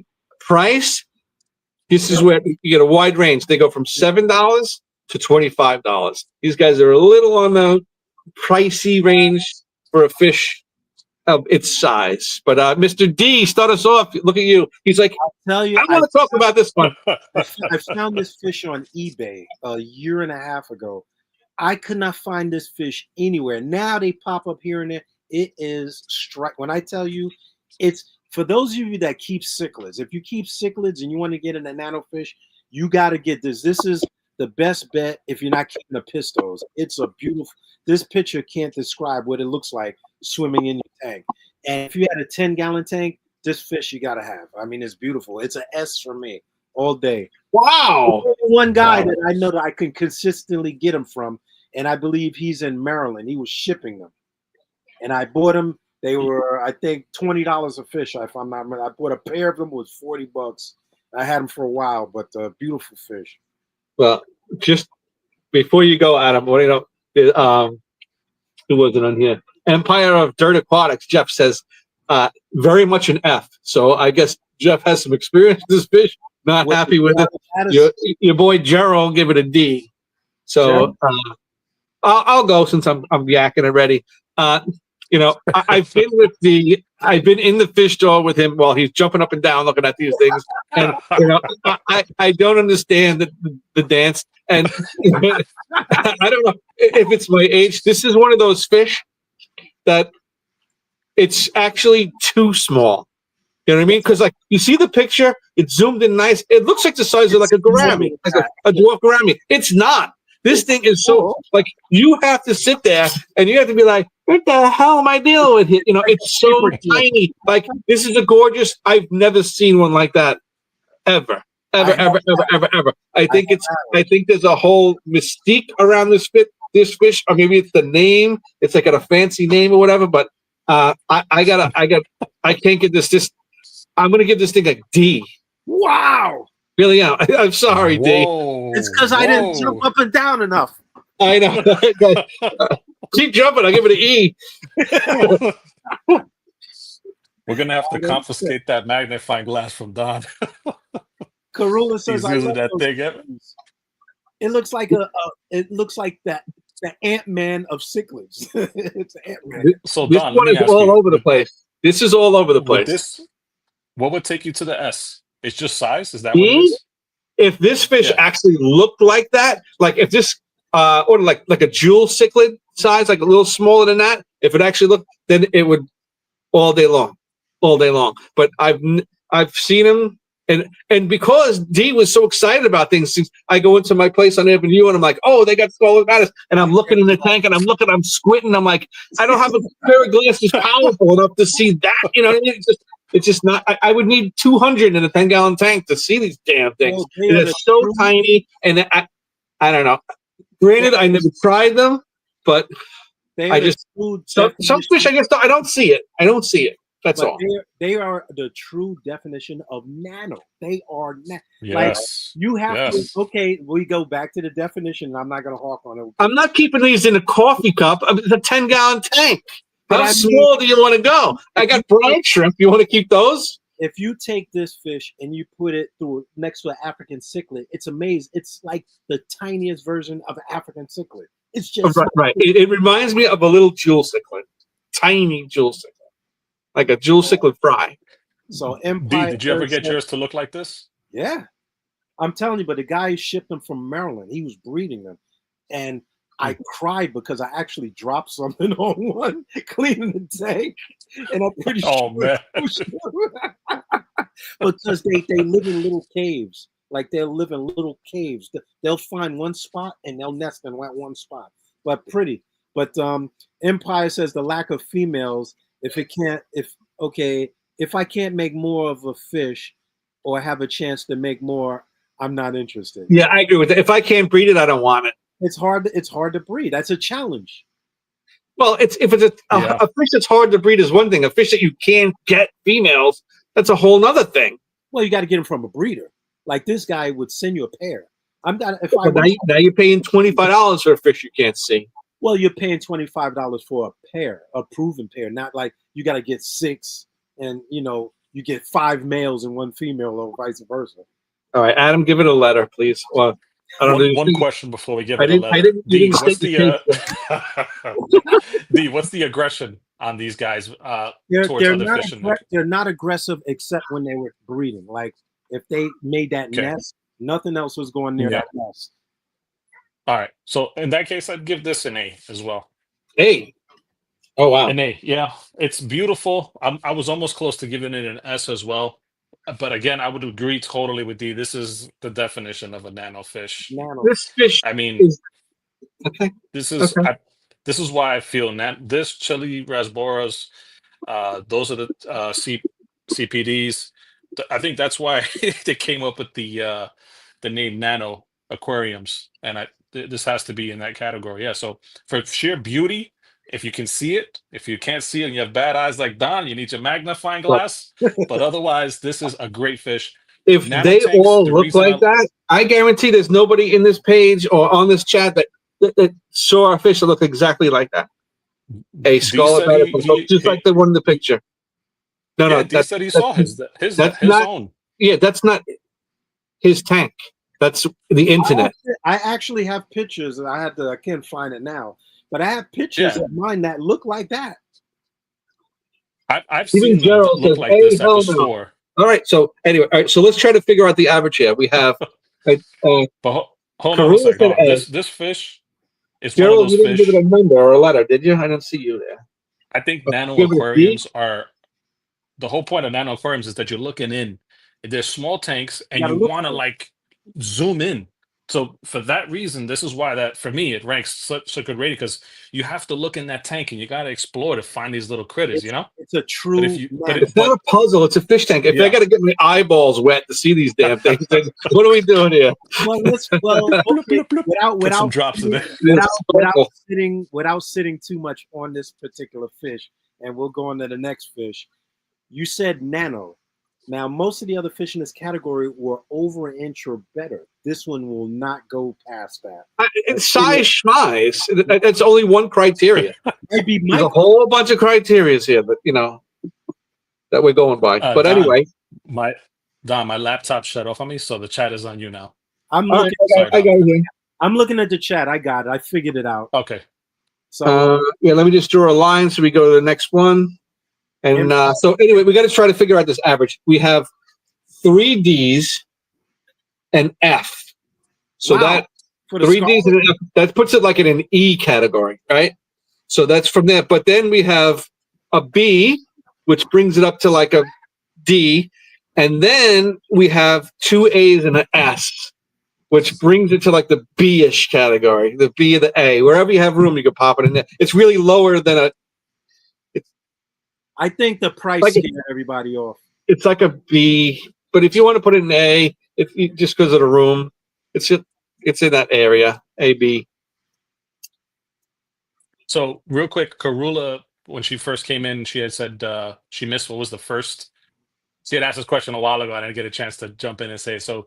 The first S tier fish was the neon blue rainbow fish, Rainbow, the yeah. dwarf. Mm-hmm. And I have the chart. Then it was a CPD. And what was the BPD other is one? next, And then the and it was a clown scarlet killing. baddest. The clown Scarlet killed. Baddest. Shut up. Yeah, That's Adam, what it's I'm on gonna my bat it with a head. I got your back, D. I got you. It was the dance. So we All said, right, next fish. all right, trying to squeeze these things in here. I got squeeze it in. You All right, now I always mix this up. Is it a cardinal or is it? that is the neon. The cardinal, the red goes all the way to the gill. This one's a neon tetra. Neon tetras get 1.5 inches long, temperature 72 to 78, water pH of 6 to 7. Hard to breed those. I don't care who tells you. And the price is cheap, $2 to $5.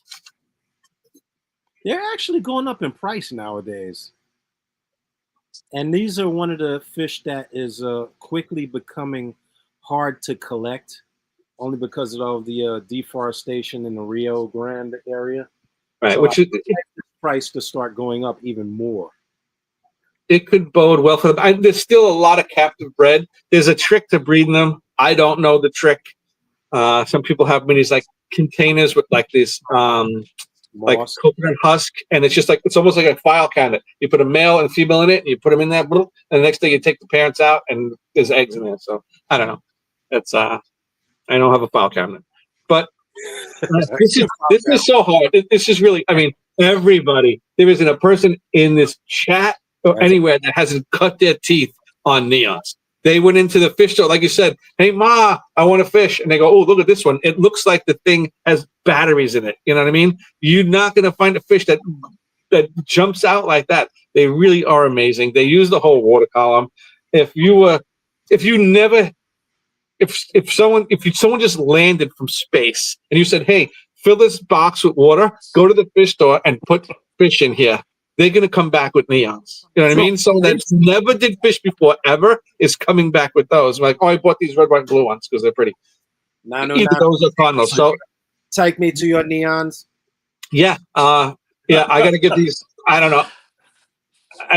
I'll give them an A, only because they're hard to breed. If they were easy to breed, they're an S all day. But an A for me. I agree with Aquafunk. I give them a big fat F, man. I bought these fish many times. Wow. They're not hardy. They get sick. They're so small. They most always get ick or something. They just end up belly up. Like they like, I never seen anybody keep these long term. They're not like a long term fish. So I give them an F. They're beautiful fish, but they don't Wow. have character to me. All right, Mister. So the only fish that I know that exists that has its own disease name is the neon tetra. It's called the neon disease. Okay. However, they are beautiful. They are stunning. Aliens will pick them up from outer space. This is a beautiful fish, also a staple in the hobby. I just found out recently Pacific Aquarium. This is what they have on their logo for their business cards. This is a beautiful fish. Works great for a nano tank. I would put this because of the difficulty. I've often seen them sick with ick and easy to stress, which means easy to die. Um, I'm gonna give this probably. Well, I'm torn between. I'm gonna give it a C plus. Wow. You just can't give it a letter. But this guy, all right. So we got three I'm torn. A's, It's either B or C. I want to give it a B. But 3 A's. yeah, a B, and a C, which brings it down to like a B, and Now then we two got F's. two So F between F and B and an is like E. you got to put it like a D plus. And Goes an like E. D category. Lifetime gave it an E, so that brings it down. All right. So then it goes to D. D. you meant E for excellent. Yeah. No, you meant E for extremely fragile. Wow. I didn't know that was going to be so low. But hey, look, I've been surprised by most of this list. I'm actually shocked with This that. is a I'm shocked lot with that different neon. than how if I was to predict how this list was going to go out, it wouldn't look anything like this. Well, that's the good thing Well, about what we're doing here. right. I That's mean, the whole point of this. You got all this input in it. And everybody's chiming in. And different fish are different things to different people. Everybody's had their own experience, Yeah, yeah. Thank you, everybody, once again for chiming in, because that's what it's all about, sharing the information. And let me move up what we got next on the list. Oh boy, another fan favorite.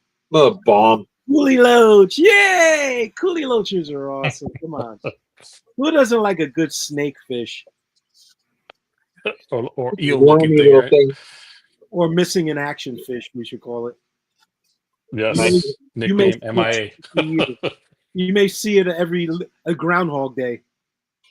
I'm gonna find If it in my that. list. Find it in my list. I got a big list here. 25 freaking. Here we go. Coolie Loach with a K.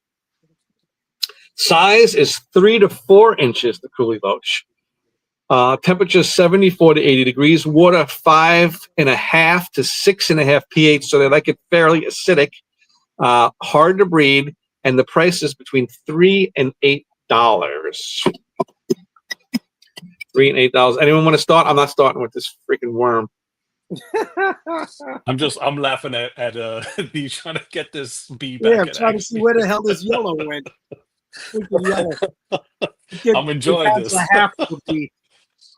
Oh, I'll go to start with this one. This one is, as we were alluding to earlier, you only see this fish if you're breaking down the tank to restart, or on a rare occasion. They like to hide by nature. They like the dark. They like to go underneath. If you have sand, these guys will live inside. But if you do find it, it's one of those things. Like I remember my friend Dennis having them, and he totally forgot about them until he had to break down the tank.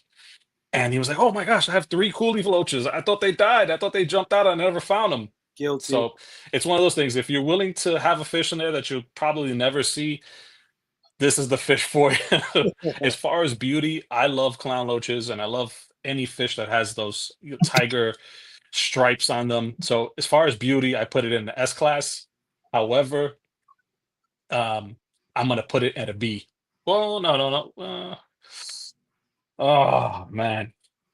Aquafunk says Yeah, it's I'm gonna. 4, and they come out all the time. I don't know. Oh, really? Here's What did Oh, you, you see, what so did you maybe say, Adam? is there anything special? Is there anything special you do with yours? Oh, Aquafunk. What did you give it, I'm gonna put. Adam? I'm gonna give mine D. a D. Yeah, I Well, switch it to a D. I'll also go with that D. I was just looking in my tank because I have like 4 of them, and I was just thinking I haven't seen them. I haven't seen them in months. I know they're in there because when I turn the lights out, once in a while they'll come on the bottom. But they do a job. They will rid you of snails or any like paramecium. If you feed any live foods that go down, they will dig it out. But you just don't. They're beautiful fish. You just don't see them. Right. Yeah. What about I shrimps? Do they don't eat know shrimps if too? the chat loves these things. We got a lot of S's going on, but I don't know if everyone's here in the beginning. We did a coolie loach early on, and the problem. I mean, it's a gorgeous fish. This is probably even, it's right up there. And look, I don't know which one I would choose. It's a gorgeous fish, but especially this picture. This is an amazing picture. This thing, but if you had a 10-gallon tank, nice, maybe you had some jungle fowl over here, some stuff playing rock, stuff like that, and you put 3 or 4 of them in there, that's it, man. They're not using the whole water column. I can see these things. You're lucky. It's like those ugly plecos, man. They're gone. I have a pleco in there I haven't seen for a year. Wow. And I saw it a couple of weeks ago. I was amazed that he was still alive. What the hell was it? The snowball pleco. I never see that thing. It's it's a nice looking fish, but and see, and that's the same thing with this. I'm gonna go D like the rest of you guys. We're gonna D across the board. So we got Question 3 for you guys S's or whoever. We got 3 S's and 3 D's. Wow, how do you create that? So that makes it a B, but Sal gave it a C. Oh. So it gets dragged down a little bit. So you can put it in the C category if you can fit For it. anyone who's kept them, can anybody tell me, does anybody know if they eat shrimps? Like cherry shrimps and whatnot? I have not dared. They are a loach, so I would assume they eat inverts. I mean, they snails eat for sure, but I would assume they would eat inverts. Sal says, yeah, they do. And Empire there says, yeah, they eat shrimp. So I guess you couldn't do both in the same tank. So, all right, we're cruising right along. We can't have too many fish left. We're doing the whole damn ocean here. We're running out of fish. Hey, rice fish. We're running out of fish. Party. This is the Medica rice fish. Very known to everyone as rice fish. They are 8.5 long. They have a pretty wide temperature range of 60 to 82. Not quite white cloud temperature tolerance, but pretty low. They like a higher pH. Like it could be like a 7 to 8 pH. Easy to breed. I've bred these myself, and the price is between $4 and $12. Anyone want to go? I guess I'll start with the rice fish since I had them. They're pretty boring. I mean, yeah, they come in a variety of colors, but there's never a color that's like, Funk, I can't answer your thing because if I touch it, I'm going to lose my stream. No, I get it. No, he sent me a text. And so, yeah, not too many people going, oh, I'm going to set up a nano tank and put rice fish in it. This is more like an outdoor type of thing. I mean, they're pretty fish. I mean, especially this picture, there's really nice ones, but let's give them. I give them a D. Which ones did you have, Don? They were like white with blue eyes, and I took them to the club, and nobody bid on them. I was this close to having to take the bag back, and then someone finally said like $1 and took them, and there was a whole bag of them. And I was like, so not only are they're not popular, they couldn't even get rid of these damn things. Nobody wanted them for $1. Wow. So, I think you know what? I'm going. What's lower than a D? I'm going E, just for that reason. I think they get rid of it.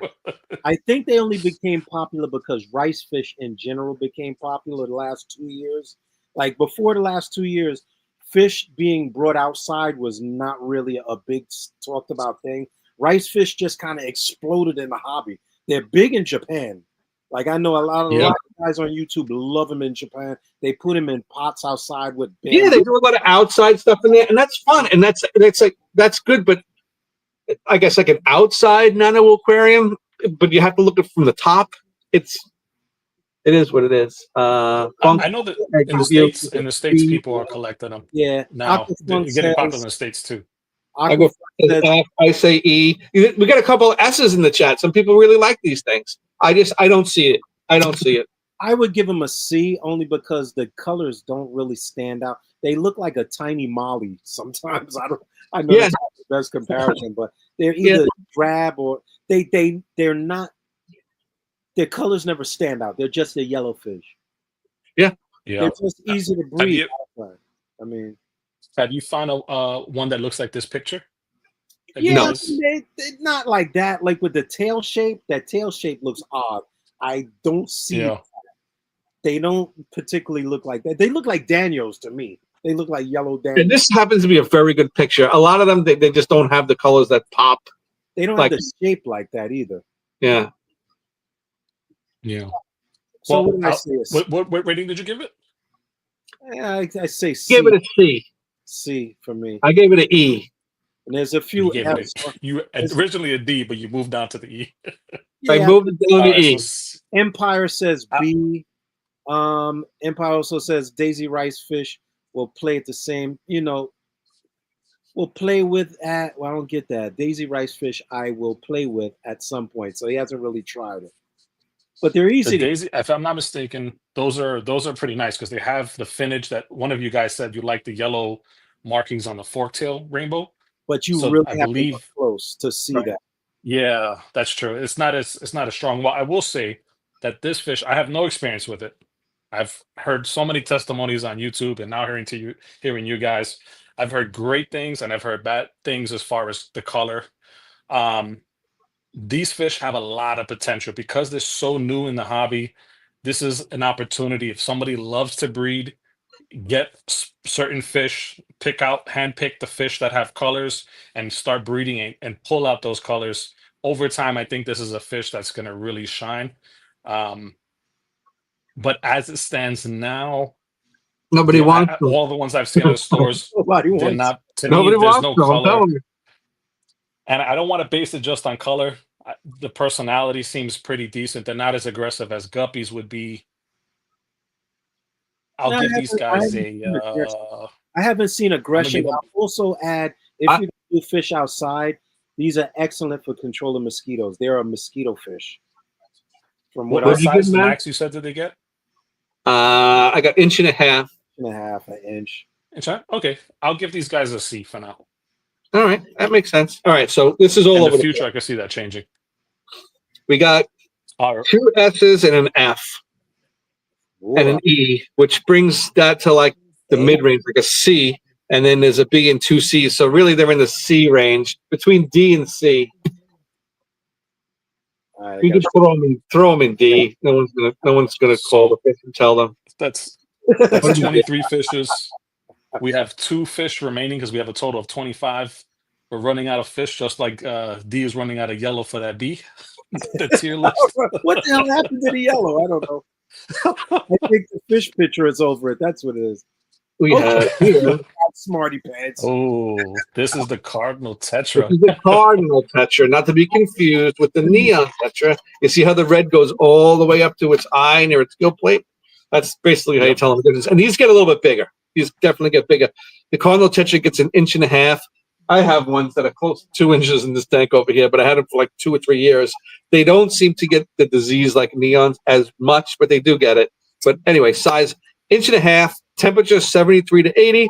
Water parameters, they like it a little favoring the acidic from 4 to 7.5 pH.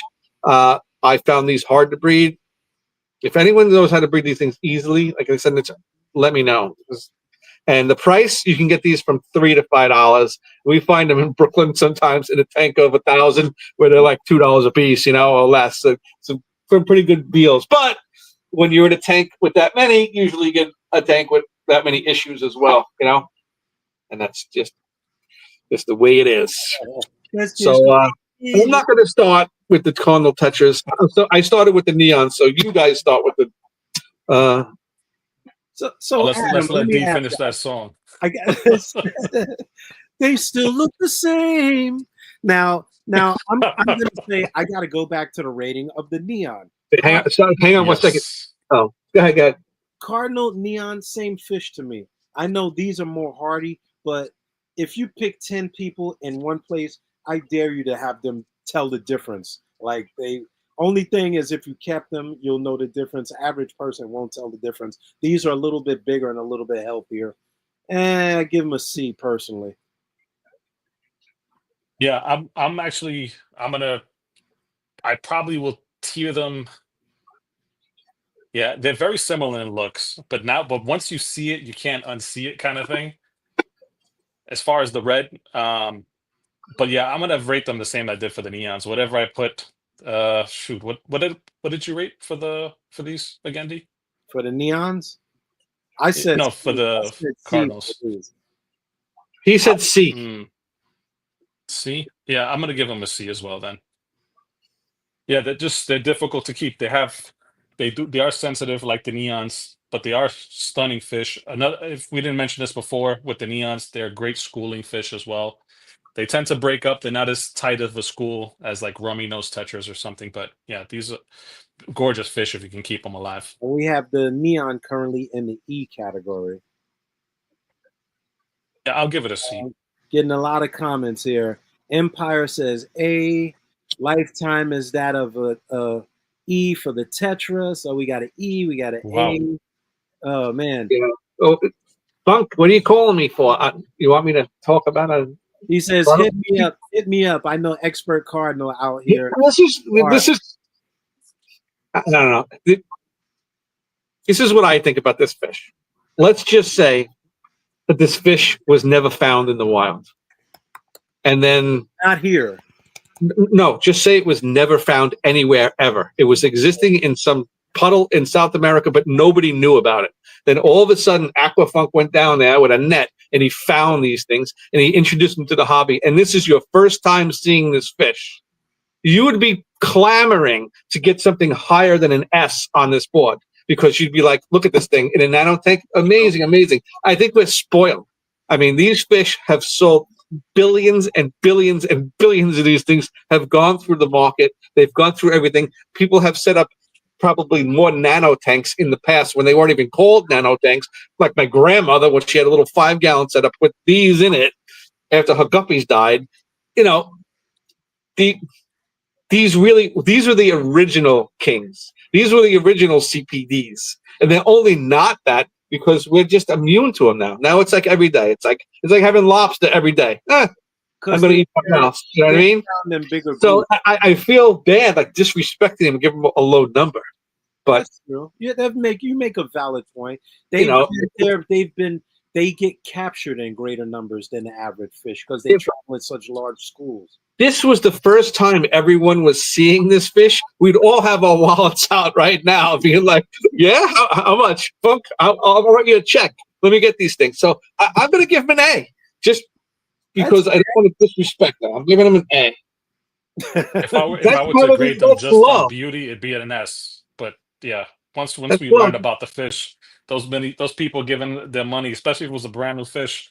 The first 6 that were in the country, they probably throw down $20,000 for it, and then the moment they put them in the tanks, they flop upside down, and they're like, "Let me get my money." $25 for those red Emperor Tetras because they're new and nobody has them. If this was that fish, people would be going nuts. They'd be stepping on each other's throat to throw their checkbook down to get this thing. So Lifetime that's just based on looks.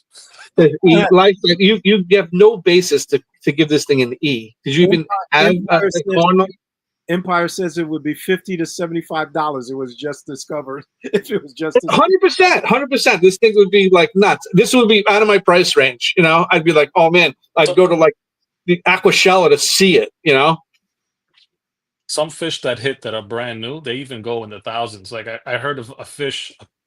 I don't know if it was Lucas Brett's or somebody was saying the first 6 rainbow fish that he has in his fish room that he's breeding.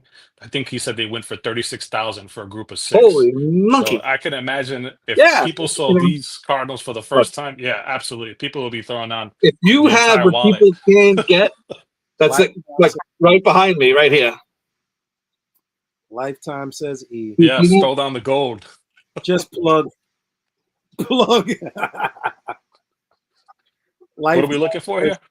Can you see? Did it come up on there? There was those are my Manicapuros. They're like $80 online. They're really not much different than any other angelfish, but they are hard to get. So they fetch a high price. And that's the only difference between those things and koi angels and everything else is because they're very hard to get.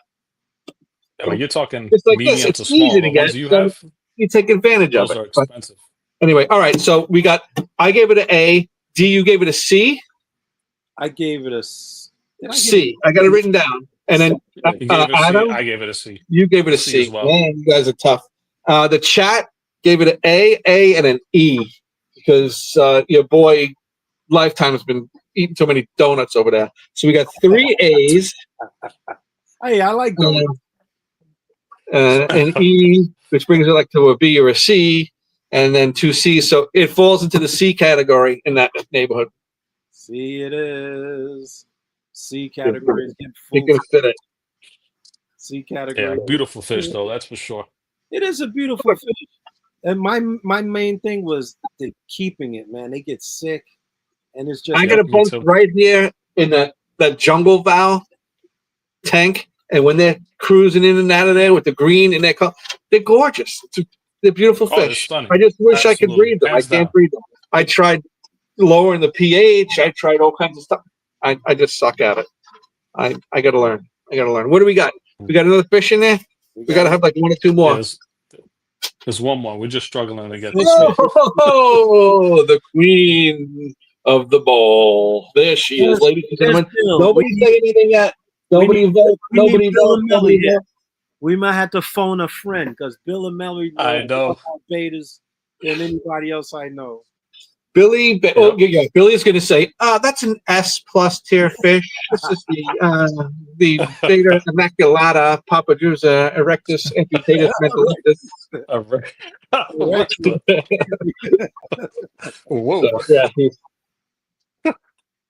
So, yeah, I thought of Billy. It's this funny. is the OG nano fish. I do not want to go first on this. I want to go last. I have a lot to say. All right, well, Adam, you could go on this one, man. Well, but Don, you got to give the introduction. Oh, sorry. The beta fish gets a maximum of about 2.5 inches long, temperature of 75 to 80 degrees. They like it warm. Water, 6.5 to 7.5. Breeding is a medium. Like I said, with these, it's kind of like the Grammys. It depends on your pair. Some pairs breed like crazy, but I would put the breeding medium to easy because a lot of people do it. I don't think it's that terribly difficult, but depends on your pair. And the price, these can everybody knows it's a wide range. You can get these springlers, but I would put these in the $5 to $25 class. From what you can get locally and online and stuff like that. Yes, you can go over with them, but that's basically your basic betta fish right there. And this is a little above a colorful whitetail. This isn't one of the dragon scales or one of the higher end fish. There's over 70 to 80 species of betas that I know for a fact. Actually, I think Bill's getting about 80 brought in next month, if I remember him telling me that. Yeah. Beautiful fish. Yeah, what you said about the neon, I say about the betta. This betta fish has carried the hobby. I mean, lowest. I'm not going to say the lowest requirements, but they present this fish as the easiest to keep. It's a labyrinth fish. It breathes in air from the surface. It has that labyrinth organ. Variety off the scale. 10-gallon tank. You're only going to have one male. I have 4 females, so I do have a harem of females. They're just not this pretty as the males. So for that reason, because of the sexing and keeping it, I have to give it. I give it an A. The beta is a beautiful fish, but you just can't keep too many males. And since there's a male in this picture, I would give it an S, but I'm going to give it an A. If you have enough plants, you could keep more than one male in there, from what I understand. They find But each other. I've never kept more than one male. Yeah, they find each other, but I have you've some. had them together before? I have them together now. I actually have males, 2 males that I keep in 2 little prism tanks in my dining area. There's no heater in there. They strictly go by room temperature. The room temperature can drop in the kitchen down to 7. These fish go right through it, so they adapt. So Wow. Fish do adapt, and that's all I got to say about that. So you go with an A? A from me. Adam? Yeah, these fish are definitely, if any fish is a staple, and I know I've said it several times because we've hit some really OG fish here. this is definitely one. This is one of those fish that I think almost everyone in the hobby has owned at some point, or has, if not, they've known someone that's had it. This is well known in the hobby. When I was younger, there was, they were beautiful, but not like today. Today they've crossbred these, they pulled out colors, finnage that you've never seen before in the past, and has really like evolved within breeding to the point where people see them in the store and they're like, wow, what fish is that? It grabs their, it demands attention. Um, I also feel between this fish and goldfish, they're also the most abused fish in the hobby. Yeah, Unfortunately, a lot of people uh, see, advertising in the store, online, keep it in a little tiny tank, and it'll be fine. And unfortunately, just like any other fish, they need space. So nano aquariums, don't abuse this fish. It won't fit. It won't live the best life in like a 2 gallon, and that tiny. You want to give it, the more space you can give it, the better. They are very curious, the personalities, they roam, they have a lot of interest in the decor in the tank. So having a lot of plants and a lot of places to hide is key, especially if you want to have multiple in the tank. um Color, again, yeah, D hit it right on the money. This is a stunning fish, so I would mark this. I would agree with him as well. I'll put this at the A tier. Oh wait, max size again, this was 2.5. 2.5 inches. Yeah, so I'll give You it know, an 8. yeah, a lot of times, like when you measure a fish, like goldfish, stuff like that, and everything, a lot of times you don't include the tail; it's just the body length in the overall length of the fish. So like a swordtail isn't 7 inches long; its body is only 4 inches long, but it's got this huge sword. So they got a couple of A's. Now this fish is like, there's not many fish. All of us have been around the fish and stuff like that and everything. There's not many fish where you be walking through the fish store and go like this. And this is one of those fish. You see this thing in the bowl sitting there. You're like, oh man, look at that thing! Like the sun's hitting through the window, and you're like, it really, it's amazing. And there's no, I mean, you can go down this whole list.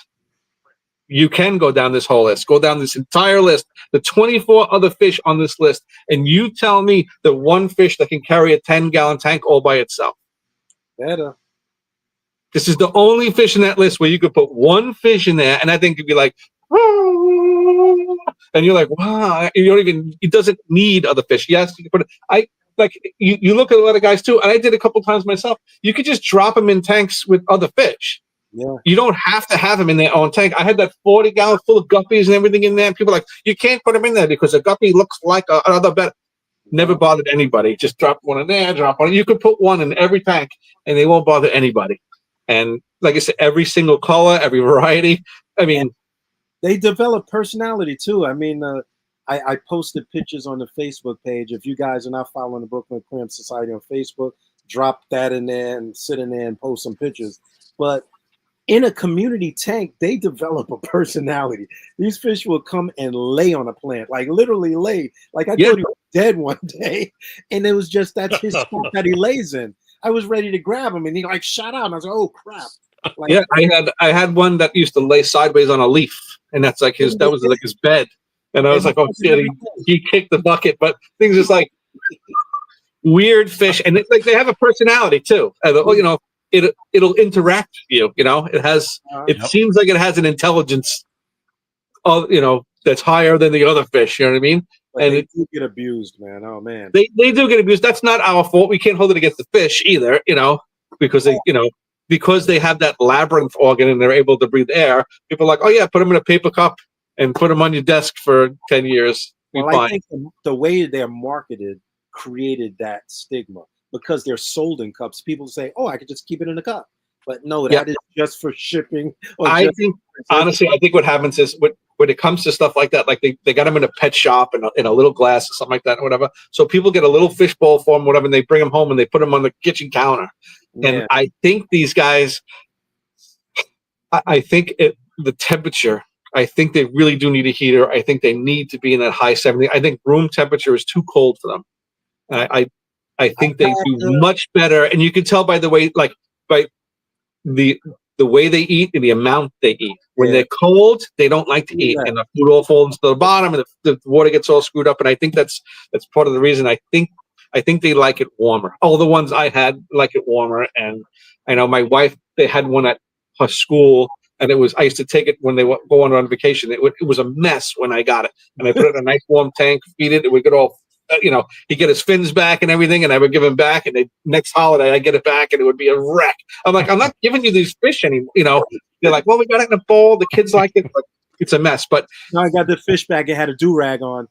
yeah, and a knife. But yeah, I got. Gangsta I'm gonna beta. go. I'm gonna give it an S because it really is. Whoa. It is Got that the S good. tier, huh?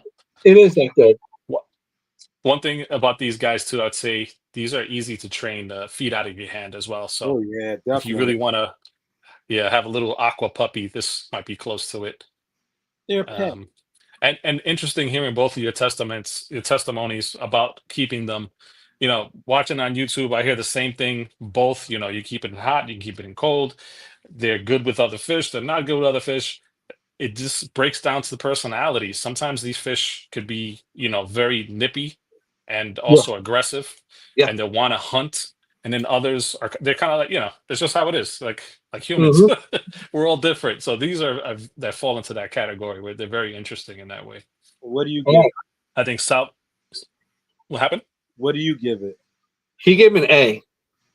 Okay. Yeah, I gave it an A. Adam gave him an A. Sal, You gave him an A. I gave him an S. Sal, we have 1, 2, 3. We have 5 A's, 2 S's, and a D. So that's more of an A. It is more of an A. We should just and pick out Karula the said, lowest I'd love grade. to try a wild type. And Karula, I did keep a wild type. We had a person that breeds wild betas, Lisa Quilty. Shout out to Lisa Quilty. Come back to the meetings, Lisa. Haven't seen her in a while.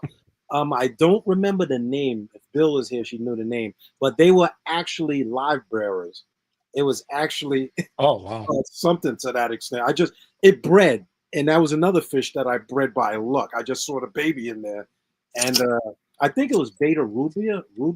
It might have been. I'm not sure. But beautiful fish. 70 different species. Nice. How much did you pay for the wild type? I got them at our auction. I think I paid $15 for a pair. Wow. It was a pair. Wow, that's really good. Yeah, the wilds seem to be more expensive online. If you went to like Greater City or if you went out of New York, North, of course, the price is going to be all over the place because they're hard to get. Yeah, I remember Bill showing me there was a red. They looked like they get really big as well. One of the wild types. They're big. They put keep the wild ones. That's how I in know. The mouth. Yeah, mouth brooding. The jaw was like this, and I was like, boy, that's a weird fish. How big was the fish? Do you remember? He was over an inch, definitely. He was over. I had 2 of them in a little one of those little hex tanks, and they bred in there. Oh wow, that's easy. Yeah, I'd like to keep some wild types at some point too. The wild ones kind of put it on the map for me. Wow, it's beautiful. Beautiful fish. Oh, where were we? Can you they had how do you spell that? Hmm? You got to send me how you spell the name for that one. That looks Rubra. Rubra. Okay. Where was it? Remember the AE? They had the big beta competition, and on the bottom it was one wall was all wild types, and there must have been 60, and it was all some of them were very big, big, wild looking things. Really cool. Some of them were keeping them in like the Tanany water and stuff like that. Really wild stuff. There was a lot of them. I never even heard of most of them. It was really, really cool. Really cool. Oh, that was fun. Is that the last fish? That's it. That was the last fish. Ladies and gentlemen. So I know people are still in the chat, and Funk's going to take this. You got to do the same thing, Funk, and see what your list comes out. We should try to screenshot that list, and then if Funk does his, see how close, because you just take 6 different people over here, and they're going to come up with a completely different thing. But Funk, if you want, we can send you all the stuff. We can send you all the pictures. We can send you the charts and stuff, and then you can do the same exact thing over there and get tons of view time for your page. And then we'll come up with the price later after it's over. What was the final rating for that beta? A? Yeah. All right. Well, I got to say, we've been on here. I'm looking at the clock. We've been on here for a long time. We've been on here for 2 hours and 45 minutes. Thank you, everybody that has stuck with us. It was a really interesting conversation. It was fun. This is good. I really didn't expect everybody to get into so much description on the fish. Everybody has their favorites. The three of us, we had traveled to fish stores and we look at different species, different places. It was a good idea, and I hope to have more streams like this. So if anybody has anything closing to say, shout out. But before we go, I mean, Funk said we should do it again. We want to do it. We already talked about doing another one, but we're like exotic, hard to get nano fish, like stuff that's not easy to get at the pet shop, maybe expensive stuff you haven't heard of. So we're going to put a list together of, whatever we'll brainstorm and come up with a bunch of fish that, like hard to find, hard to get, expensive, and then do a list of those guys. Maybe we'll learn fish that we didn't even know. I'm sure I will. I don't know that many, oddballs. I'm not, there's a lot of people that like to get the stuff that you can't get, Oh, of course, that's me. You know how I am now. I know. He's like, I've never seen these before. I want to see what's not seen. Like I like what cannot be found all the time. Right. Also the goal in the hobby is to perpetuate the hobby, like that, to breed it so that we can find more of them.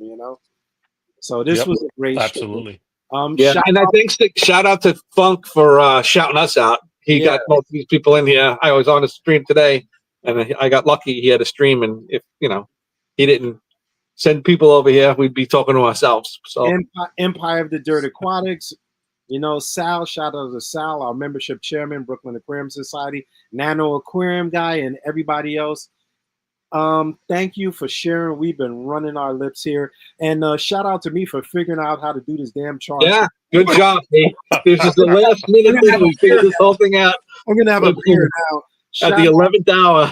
If you're not following New York Gold, follow New York Gold's channel. He has excellent references, much better videographer than me on information on a lot of the fish and how to breed. You got to shout him out. I want to thank Adam for coming and joining us, the newest member of the team, man, full of wealth of information. And if you want to see more content like this, by all means, leave them in the comments below, because we want to hear what you want to see. So anybody have anything else, or can we wrap it and call it a night? Yeah, I think we're good. Let's, Adam, stay on here. We're going to, we'll still be on after this thing ends.